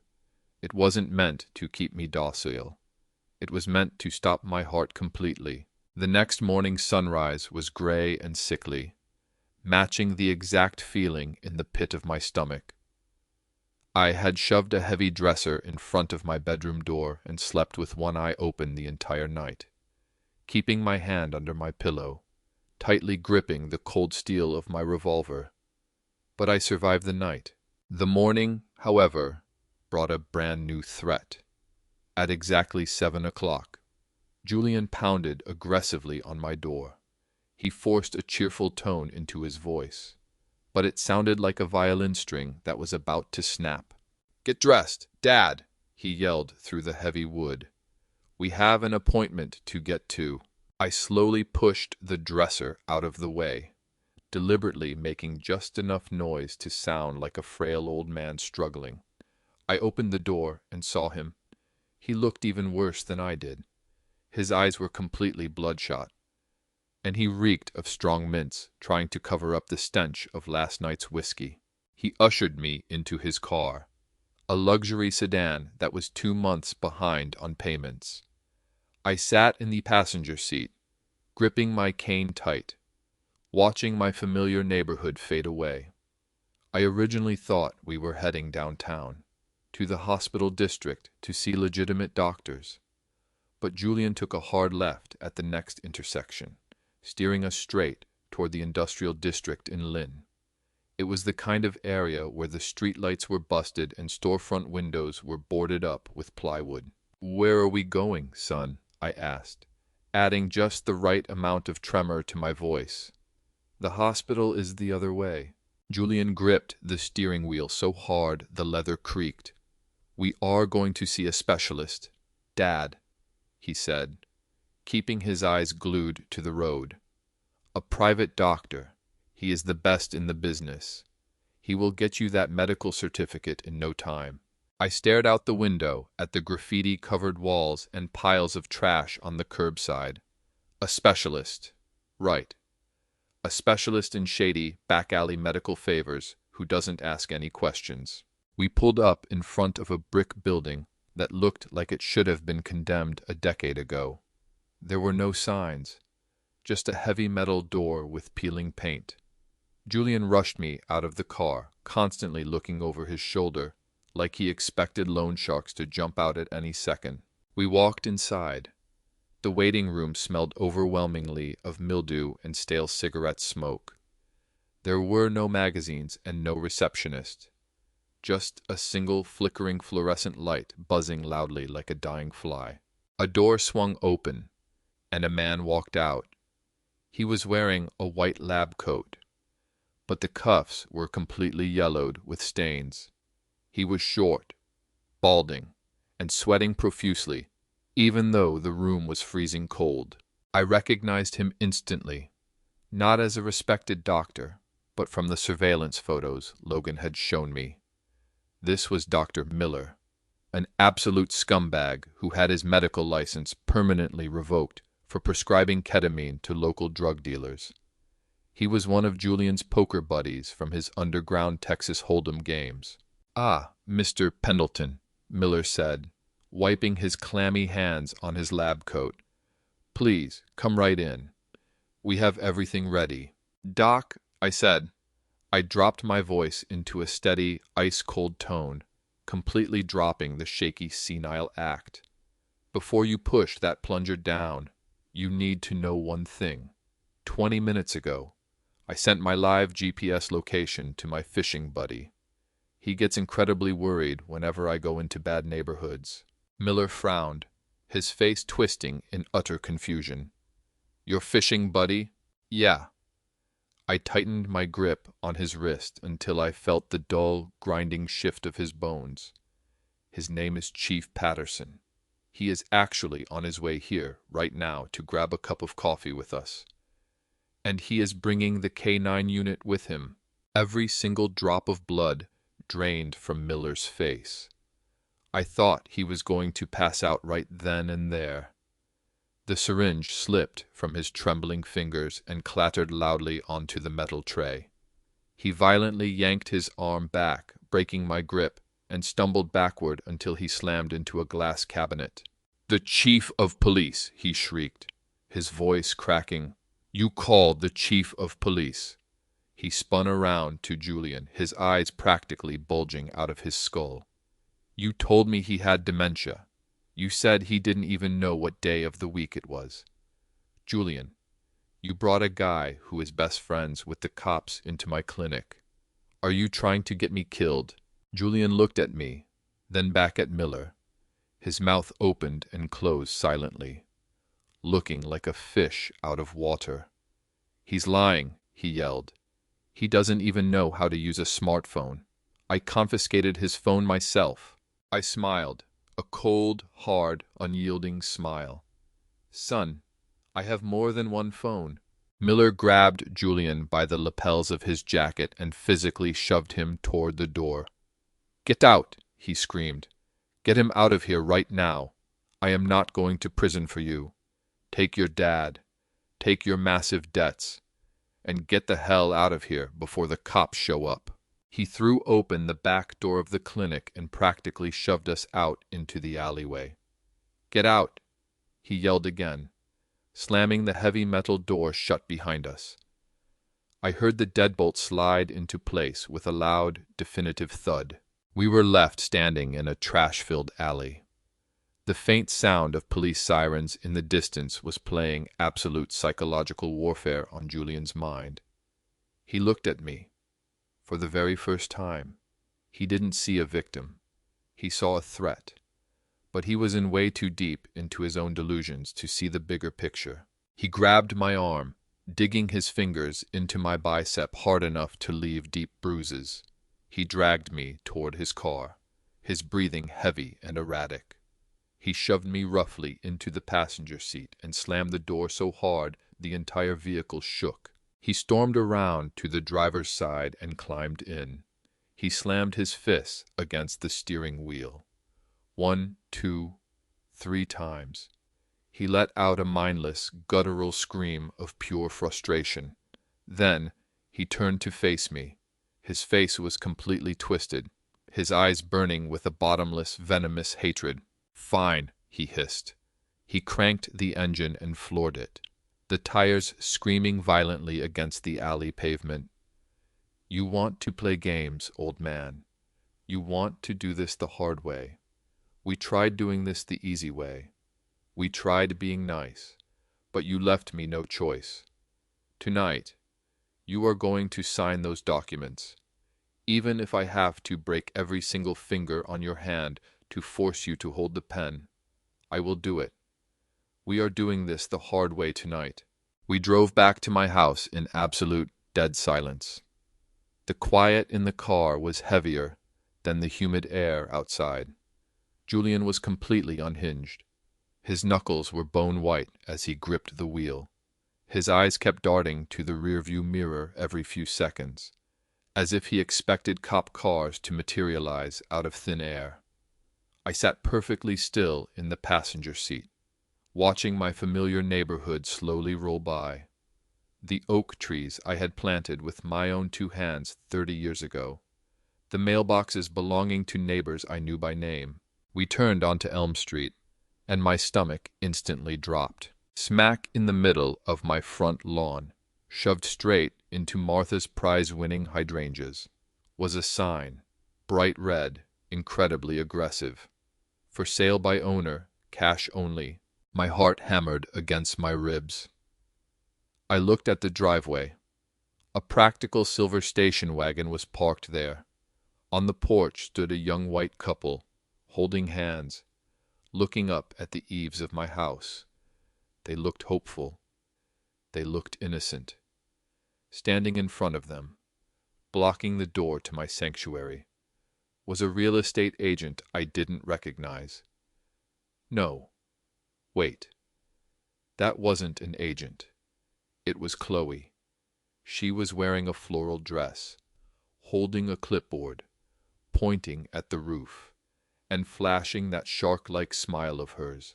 Julian didn't even slow down until we almost hit them. He yanked the steering wheel, hopping the curb and leaving 2 deep old black tire tracks right across Martha's carefully manicured green lawn. The sheer disrespect almost suffocated me. They weren't just killing me. They were erasing every trace of my existence. Before my body was even cold. Hell, before I was even dead. They were liquidating the walls that held my entire life's memories. I shoved the car door open. The hot, humid air hit my face. But what really made me sweat was Chloe's voice. She was talking fast, loud, pitching her voice into that fake sweetness she used whenever she wanted something. "Oh, absolutely," she was saying. "The bones of the house are fantastic. It just needs a little cosmetic remodeling. But it's packed with historic charm. We are selling it at a massive discount because we need a quick closing." The young husband looked at the peeling paint on the porch railing. "Why is the price so low?" he asked. "It seems almost too good to be true." Chloe let out a laugh that sounded like breaking glass.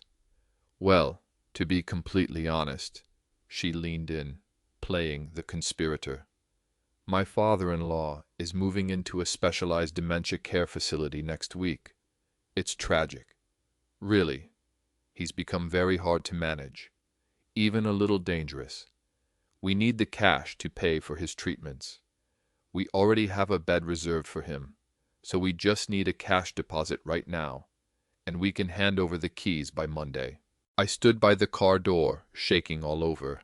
Not from old age, but from a pure, unadulterated rage burning through my veins like fire. She was selling my life. She was selling the room where I held Martha when she cried. She was selling the kitchen where we danced on Sundays. And she was doing it all for a quick cash deposit. Money she would probably blow on a new designer handbag before the sun went down.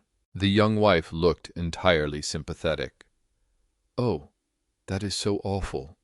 We could write a check for $5,000 today. Would that be enough for the deposit?" Chloe's eyes lit up like neon signs. "That would be perfect," she cooed. "Just make it out to cash, so we can expedite the paperwork." I buttoned my cheap suit jacket. I straightened my tie. I gripped my solid ash wood cane tightly, not to support my weight, but wielding it like a weapon of absolute truth. I marched across the lawn, my boots crunching over the ruined grass my son had just torn up. Julian tried to grab my elbow, hissing at me to get inside the house, but I shoved him off with a strength that completely caught him off guard. I walked straight up to the young couple. I didn't look like a frail old man suffering from dementia. I looked like a chief engineer who had spent 40 years running massive steel and concrete construction sites. I looked them dead in the eye. "Do not write that check, son," I said, my voice booming across the yard. The husband froze, his pen hovering right over the checkbook. He looked at me, then at Chloe. "Why?" he asked. "Because this house is not for sale," I said, my tone flat and hard. "And even if it was, you wouldn't want it. The foundation has been hollowed out by termites. The entire structure is being held together by hopes, prayers, and cheap paint. And you should probably know what happened in the kitchen. My son murdered the family dog in there yesterday because it supposedly went crazy. There is still blood underneath the refrigerator." I pointed my cane right at Julian. "He is not grieving. He is cleaning up a crime scene." The young woman's face instantly went ghost white. She looked at the house like it was haunted. She grabbed her husband's arm. "Let's go," she whispered. The husband didn't argue. He shoved the checkbook into his pocket, and they both sprinted for their station wagon. They reversed out of the driveway even faster than Julian had pulled in. Chloe shrieked. It was a raw, primal sound of pure fury. She charged off the porch, her carefully crafted mask completely shattered. "You ruined it!" she screamed, her fingers curling into claws. "You ruined everything, you useless old leech." She lunged at me, clawing at my face, leaving a bloody scratch right across my cheek. Julian intervened, slapping her hard across the face. The smack echoed like a gunshot. "Shut up!" he roared. "Get inside the house before the neighbors call the cops." He grabbed the front of my shirt and yanked me close. His breath was scorching hot, reeking of the foul stench of terror. "You pushed me way too far, old man," he hissed. "The game ends tonight.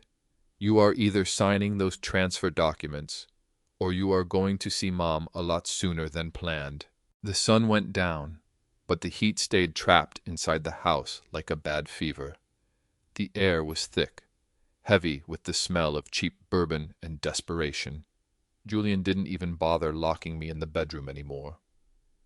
He was sitting right in the middle of the living room in my favorite armchair, the only one Chloe hadn't managed to destroy yet. Resting across his lap was a 12-gauge shotgun. It was old, the barrel rusted. He had bought it at a pawn shop years ago for hunting trips he never actually took. He was cleaning it, running an oil-soaked rag over the stock in slow, deliberate strokes.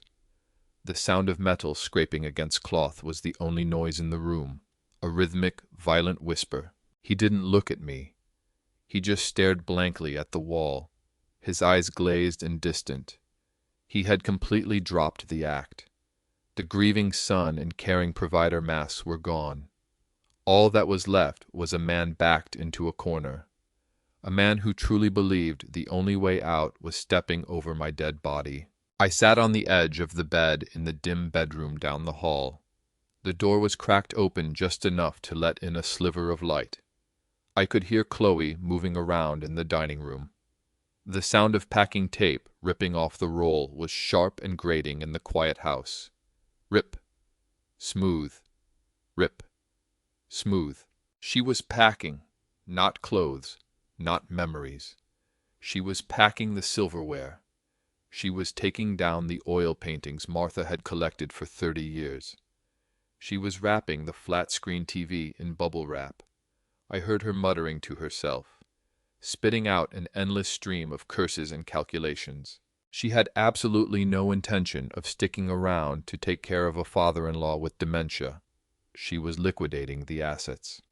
She was getting ready to cut and run the exact second that money hit the account. She was going to leave Julian behind to clean up the mess and deal with the body. I knew her type perfectly.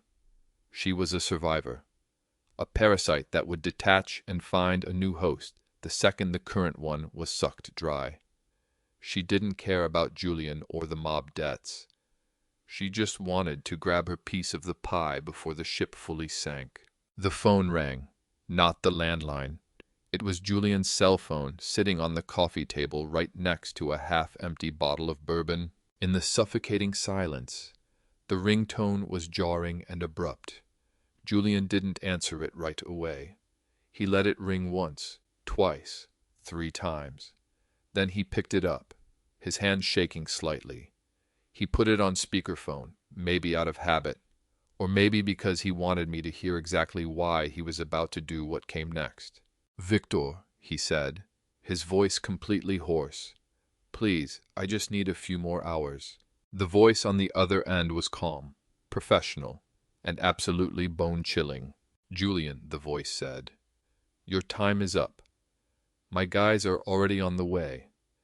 They have their instructions. If that money isn't in the account by 9 o'clock a.m., they are going to start with your kneecaps and work their way up. Do we understand each other?" The call disconnected. Julian stared at the phone. He grabbed the bourbon bottle and took a massive swig, the amber liquid spilling down his chin. He wiped it away roughly with the back of his hand. His eyes were bloodshot and completely unhinged. He stood up, gripping the shotgun tight. He swayed slightly, the mix of alcohol and pure terror creating an incredibly lethal cocktail. He looked toward the hallway, right at my bedroom door. I heard his heavy, uneven footsteps stomping on the floorboards. He was coming. I reached under my mattress, my fingers brushing against the cold steel of my revolver, but I didn't pull it out. Not yet. I needed him closer. I needed him to make a definitive move. My bedroom door was kicked open, slamming against the wall so hard it cracked the plaster. Julian stood in the doorway, silhouetted by the hallway light. He looked like a monster crawling straight out of a kid's nightmare. In one hand, he held the shotgun, the barrel pointed directly at my chest. In the other hand, he was crushing a piece of paper. It was the power of attorney document Attorney Benjamin had left behind. "Sign it," he rasped, his voice sounding like grinding gravel. "Sign it right now, old man, or I swear to God I will paint this room with your brains." The barrel of that shotgun looked like a dark tunnel, straight to the afterlife. It was pitch black inside, reeking of gun oil and rust. I stared dead into the center of that barrel. I didn't blink. I didn't look away. My heart was beating in a slow, steady rhythm against my ribs. It was the rhythm of a man who had made his peace with death a long, long time ago in a distant jungle. Julian was shaking. The tremor started in his hands and traveled all the way up his arms until his entire body was vibrating from the mix of bourbon and adrenaline. He looked pathetic. He looked dangerous. He looked like a complete stranger wearing my son's face. The crumpled paper crinkled loudly in his fist. "Sign it," he screamed again. "Sign this paper, and I will let you live. I will put you in a home. You will be safe. Just sign the damn paper." I shifted my gaze from the barrel to his eyes. They were bloodshot, swimming in tears and rage. His sanity was completely unraveling. I knew I had to push him. I needed him to say it out loud. I needed the high-tech recording device hidden under the floorboards to capture every single syllable of his guilt. I leaned back on the mattress, supporting my weight on my elbows. I didn't reach for the pen. Instead, I asked the one question that had been burning a hole in my soul for the past 3 days. "Why did you kill your mother, Julian? Why did you murder the woman who gave you life?" The question hung in the air, heavy and suffocating. Julian flinched, acting like I had just smacked him across the face. The shotgun dipped for a fraction of a second before he jerked it back up. "Shut up," he hissed. "You have no idea what you're talking about." "I know about the pills," I said, my voice calm and low. "I know you swapped them out. I know you stood there and watched her die. Why, son, was it worth it for the money?" Julian let out a weird sound that was half laugh, half sob. He lowered the muzzle just a bit and started pacing the cramped room like a caged tiger. "Do you want to know why?" he roared. "You really want to know because she was a cheapskate. She was sitting on $4.5 million. Dad, $4.5 million. And she watched me drown. She watched me struggle to pay the interest on the venture capital loans. She watched me borrow from Victor. She knew I was drowning in debt. She knew I was terrified. And what did she do?" He stopped pacing and leveled the gun right at my face again. His expression twisted into a mask of pure hatred. "She lectured me. She told me I needed to take responsibility. She told me she was cutting me off. She found my gambling ledgers. She said she was going to change the trust. She said she was giving all the money to charity. Can you believe that? She would rather give my inheritance to a bunch of strangers than help her own son who was about to get his legs broken by loan sharks." He lifted the whiskey bottle he had carried in, took a massive gulp, and wiped his mouth with his sleeve. "I didn't want to hurt her," he slurred, the alcohol loosening his tongue perfectly, playing right into our trap. "I just needed time. I needed the cash immediately. It was easy. She was old. Her heart was weak. All I did was give her a little push. I swapped her heart valve medication for high-grade stimulants. It wasn't poison. It was just different meds. If she was strong enough, she would have survived it. It's her own fault for being so weak. It's her fault for being so incredibly greedy. She forced my hand. She made me do it. I listened to every single word. I burned them into my memory." He blamed her. He blamed the victim for his own monstrous crimes. He was a coward, a greedy, entitled coward who thought the whole world owed him a living. He didn't see a mother. He saw a bank account. He didn't see murder. He saw a business transaction. He threw the document onto the bed next to me. He tossed down a cheap ballpoint pen with bite marks on the cap. "Enough talking," he growled. "I am done explaining myself to you. Victor is coming at 9 a.m. I need to get this notarized tonight. Sign it, old man. Sign it, or I swear I will pull this trigger and tell the cops." I looked at the document. It was a full power of attorney, giving Julian total control over all my current and future assets. It was the key to the kingdom he thought he had won. I looked at the pen. I reached out and picked it up. My hands weren't shaking. I felt a strange sense of absolute calm wash over my entire body. This was it. The final move. I slowly sat up straight, swinging my legs over the edge of the bed. Julian took a step back. "There you go," he said, his voice trembling with anticipation. "Just sign right at the bottom. Then this will all be over." I placed the paper on the nightstand. I smoothed out the wrinkles he had made. I clicked the pen. I looked up at him one last time. I wanted to remember this exact moment.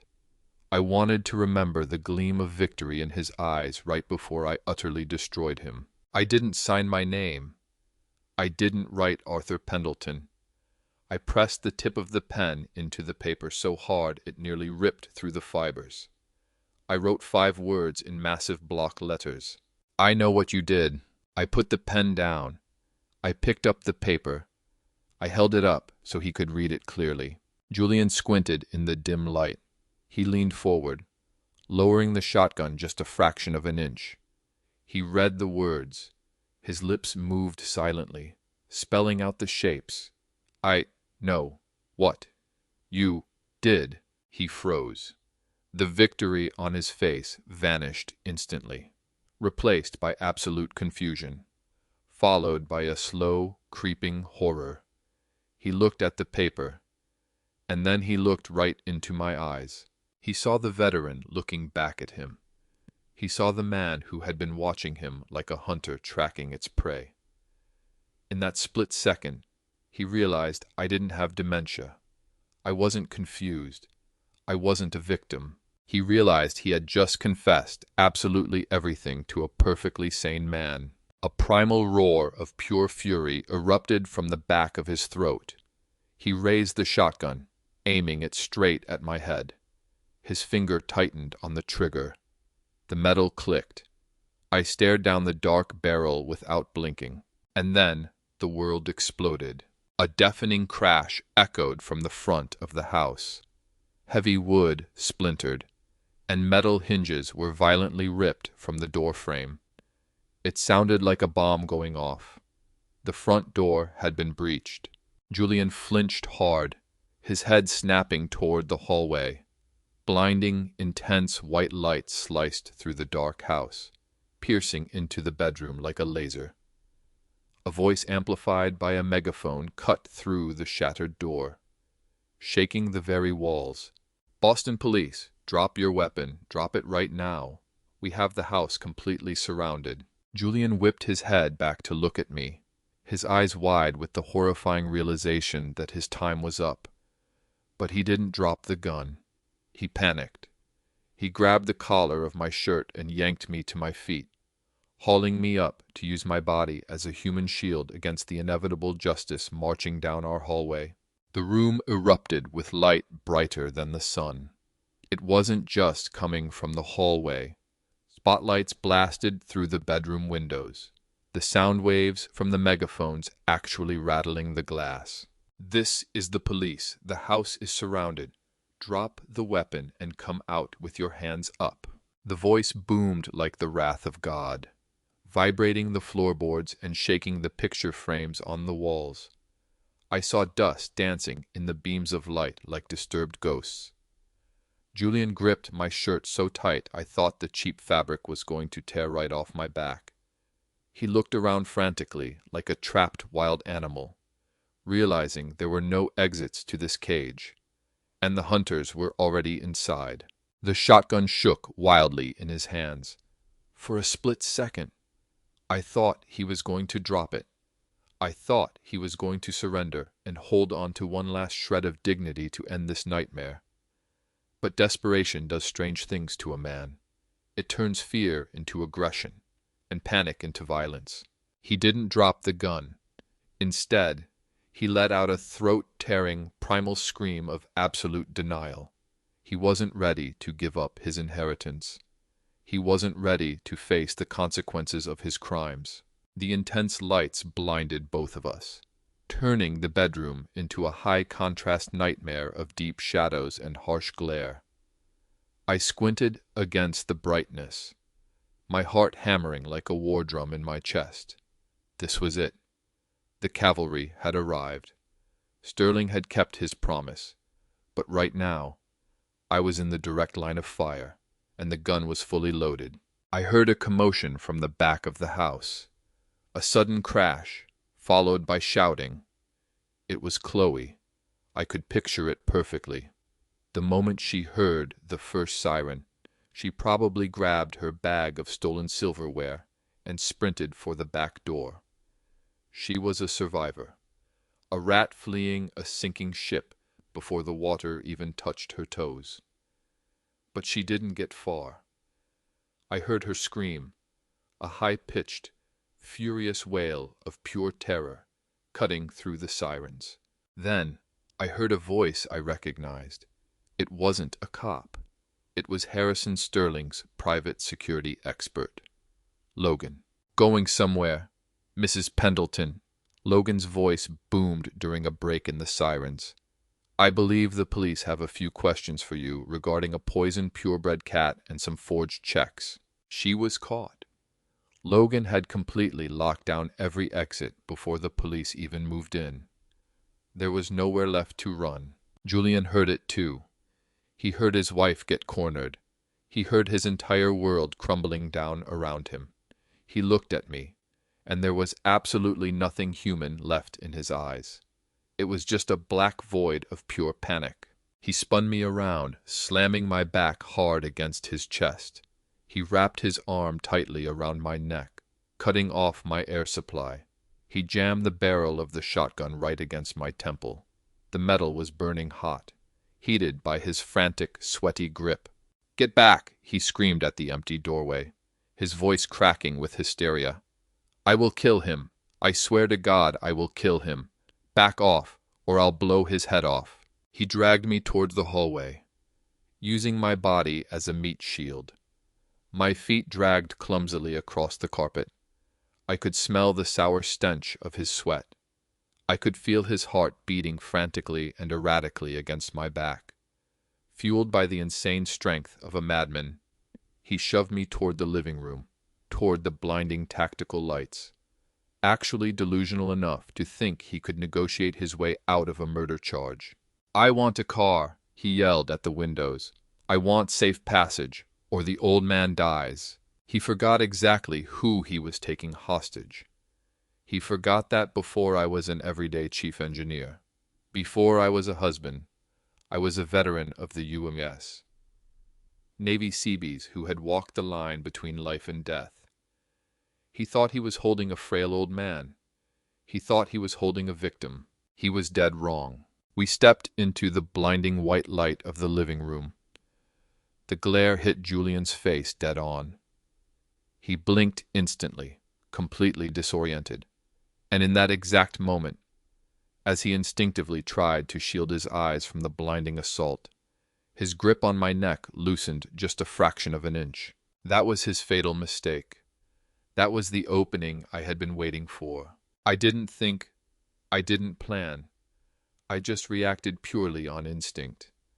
The muscle memory buried under 40 years of civilian life surged to the surface, instant and lethal. I suddenly dropped my center of gravity, making my body as heavy as lead. As he stumbled forward trying to keep his balance, I threw every single ounce of my strength into a vicious elbow strike straight backward. My elbow connected perfectly with his solar plexus.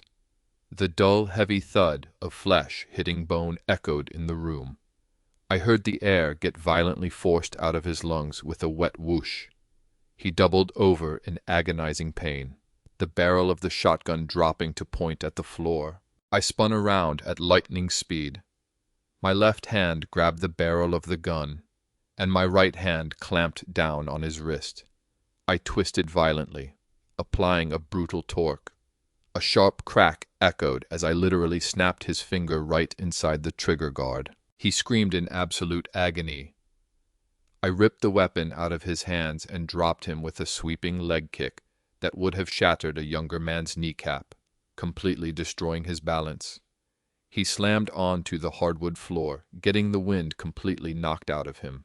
Julian lay on the floor, gasping for air, clutching his broken hand. His face was a twisted mask of shock and unbearable pain. I stood towering over him. The shotgun felt completely natural in my hands, heavy and familiar, like an old friend coming home. I racked the pump action, ejecting a shell. The red plastic casing spun through the air in slow motion and hit the hardwood floor with a crisp clink. I aimed the barrel directly at his forehead. He looked up at me, and for the very first time, he saw the absolute truth. He saw the father who used to protect him, and the soldier who could now end him. My finger tightened on the trigger. The rage inside me was a roaring fire, demanding blood as a sacrifice. Then, the front door completely exploded inward in a shower of wood splinters. Boston SWAT officers in full tactical gear flooded the room, their weapons raised. "Mr. Pendleton, do not shoot," a voice screamed. "Drop the weapon. Mr. Pendleton, do not shoot." The fluorescent lights in the police precinct hummed with a low electrical buzz that drilled right into my skull. But it was absolutely nothing compared to the dead silence on the other side of the two-way glass. I sat in the observation room, resting my hands on my cane, watching my son through the glass. Julian was handcuffed to a metal table. His right hand was splinted and heavily bandaged, exactly where I had broken his finger. It was the pale white aftermath of our father-son brawl. He looked incredibly small sitting in that chair. His expensive hoodie was wrinkled, covered in sweat and dirt. He was leaning forward, talking to the detectives with a frantic, desperate energy. I could hear every single word through the speaker above me. He admitted to the assault. He admitted to threatening me with the shotgun. He called it a mental breakdown. He called it temporary insanity brought on by extreme grief. But whenever the detectives brought up Martha, he completely clammed up. He shook his head frantically, denying everything. "My mom died of a heart attack," he insisted, his voice pitching up an octave. "She was old. She had a bad heart to begin with. I loved her. I would never hurt her. You have absolutely no proof of anything else. Nothing." I watched him lie. I watched the boy I raised, the man I used to protect with my life, twist the truth until it broke. He thought he was so smart. He thought that without an autopsy proving it, without them finding the poisoned murder weapon, he could just talk his way out of a murder charge. He thought all those threats he made in the house were just empty words with no physical evidence. He didn't know about the secret under the floorboards. He didn't know that the old dinosaur he thought I was had used a high-tech recording device to capture the guilt in every single breath he took. The door to the interrogation room swung open, and the air in the observation room seemed to instantly drop 10 degrees. Attorney Benjamin walked in. At that moment, he didn't look like a lawyer. In his tailored three-piece suit, he looked like an executioner. He didn't have his briefcase. He wasn't holding any folders. He was holding only one thing in his hand. My old flip phone. It was battered and heavily worn, from an era when phones were actual tools, not toys. Julian looked up at him, his eyes full of confusion. "Who are you?" he demanded. "I want my lawyer." Benjamin didn't answer. He didn't sit down. He walked right up to the table and placed the phone dead center on the metal surface. The device looked completely out of place there. Benjamin pressed a button. The screen glowed a dim green. He looked at Julian, and for the very first time, I saw a flicker of absolute terror in my son's eyes. It was the primal realization that the trap had snapped shut. Benjamin pressed play. In that acoustically treated room, the audio sounded a bit thin but incredibly clear. First came my voice, calm and steady, asking the question that started it all. "Why did you kill your mother, Julian?" Then came a brief silence. After that, Julian's voice filled the entire room. It was the voice of the man in the bedroom, the voice of a monster. Because she was a cheapskate. She was sitting on $4.5 million. "Dad," she forced my hand. I swapped her heart valve medication for high-grade stimulants. It wasn't poison. It was just different meds. If she was strong enough, she would have survived it. Julian literally stopped breathing. He stared at the phone like it was a venomous snake coiled on the table. Every drop of color drained from his face until he looked like pale ash. The recording kept playing his excuses, his deflections, and his ultimate confession. Every single word was another nail in his coffin. He collapsed back into his chair. His mouth opened and closed, but absolutely no sound came out. He looked over at the two-way glass. He looked dead straight at where I was sitting. He couldn't see me, but he knew I was there. He knew I had played him. He knew the dementia patient he was trying to rob had been 2 steps ahead of him the entire time. Benjamin stopped the recording. He didn't say a single word. He just picked up the phone, turned around, and walked right out of the room, leaving Julian all alone to face the echoes of his own sins. My son buried his head against the table and started to sob. It wasn't the cry of a repentant man. It was the wail of a man who realized his life was completely and utterly over. The observation room door opened, and Detective Johnson walked in. He looked exhausted, but deeply satisfied. He was holding a file folder.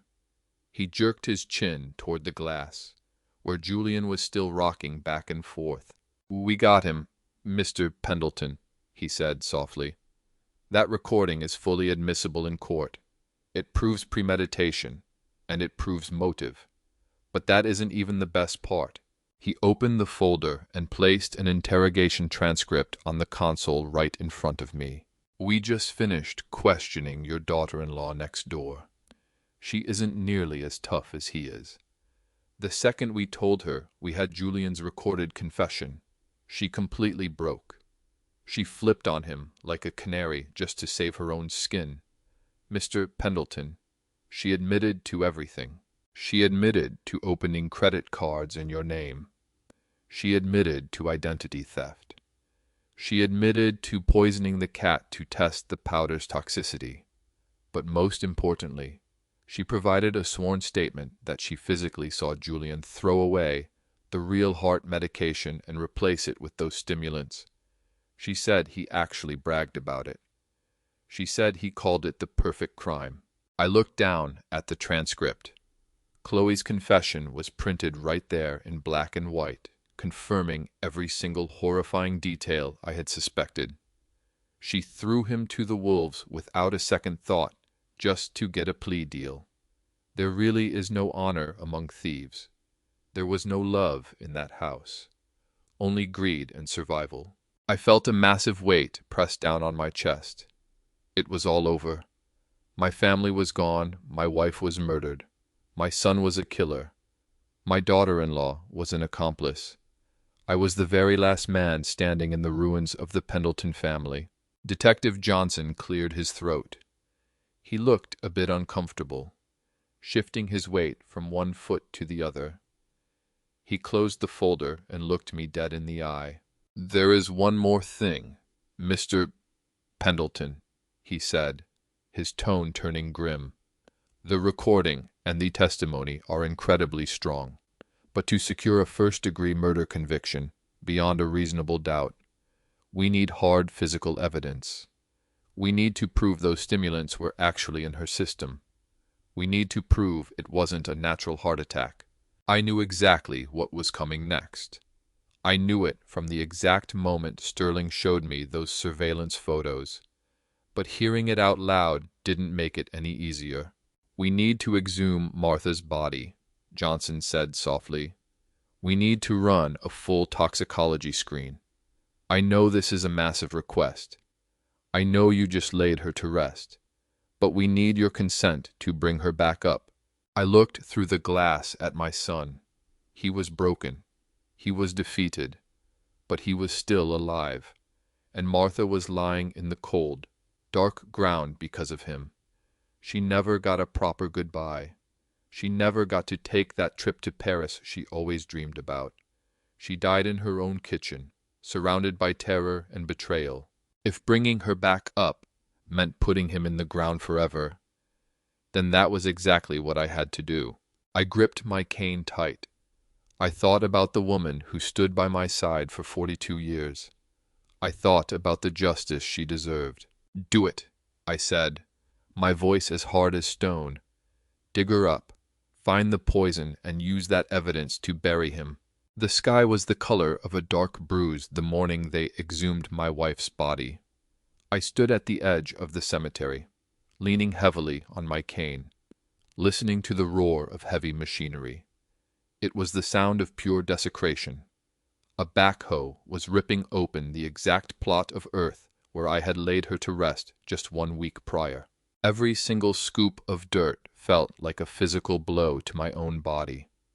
I had spent 42 years protecting Martha.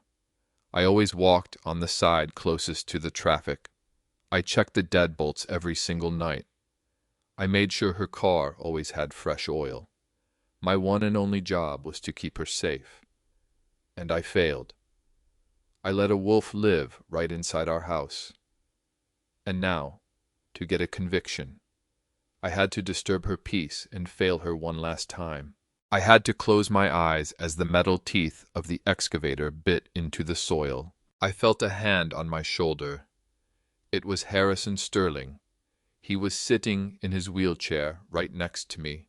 His face was pale, but his eyes were resolute. He didn't offer any empty comforts. He didn't tell me everything was going to be okay.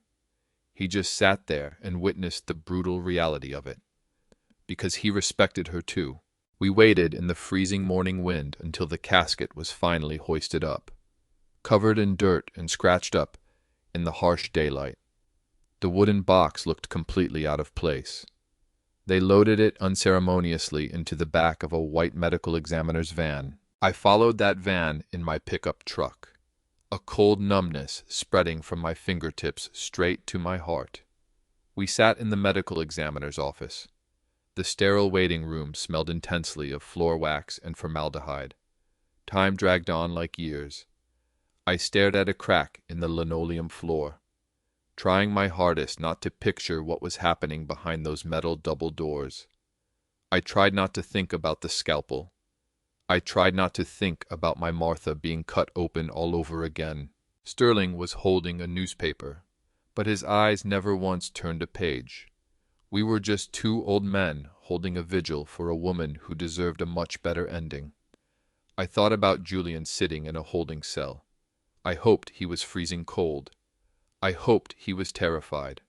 I hoped he knew that with every tick of the clock.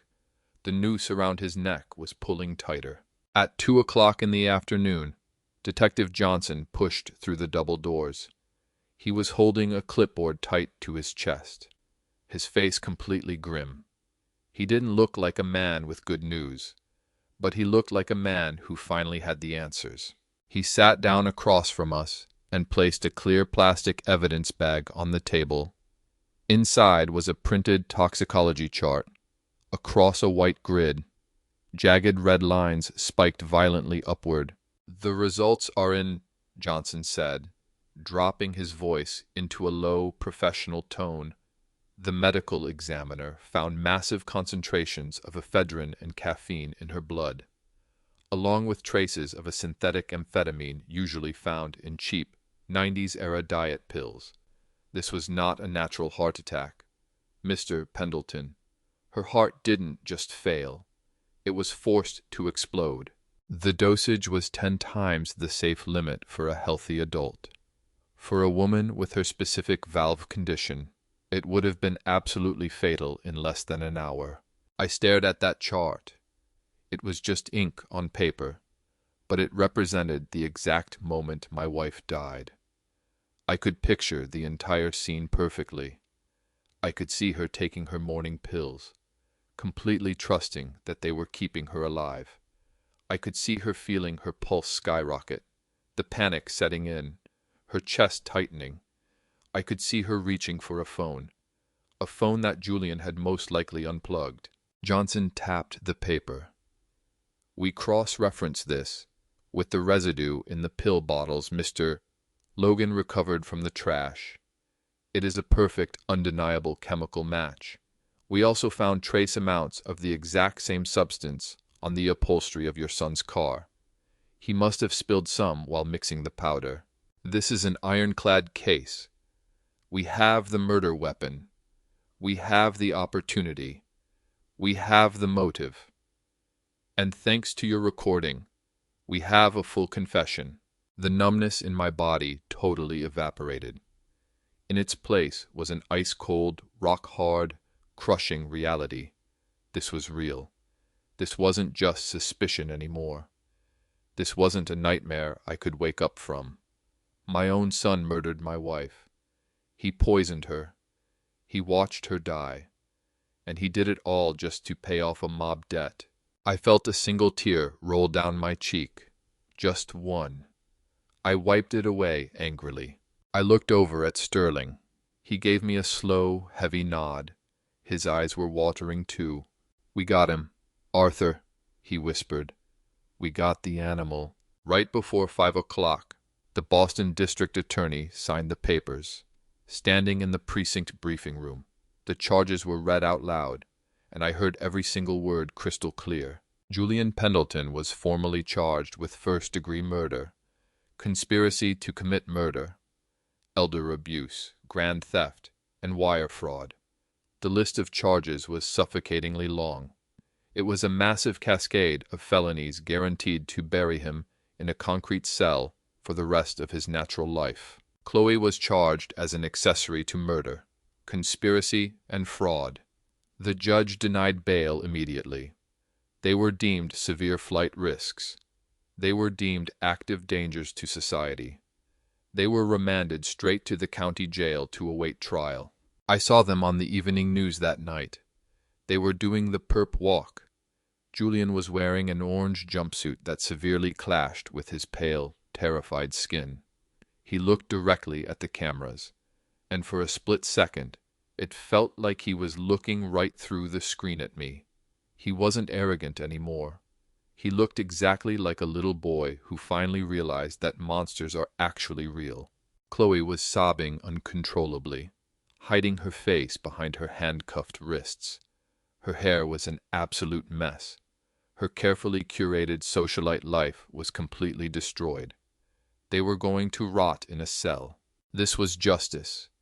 But it didn't bring Martha back. It didn't fill the empty side of my bed.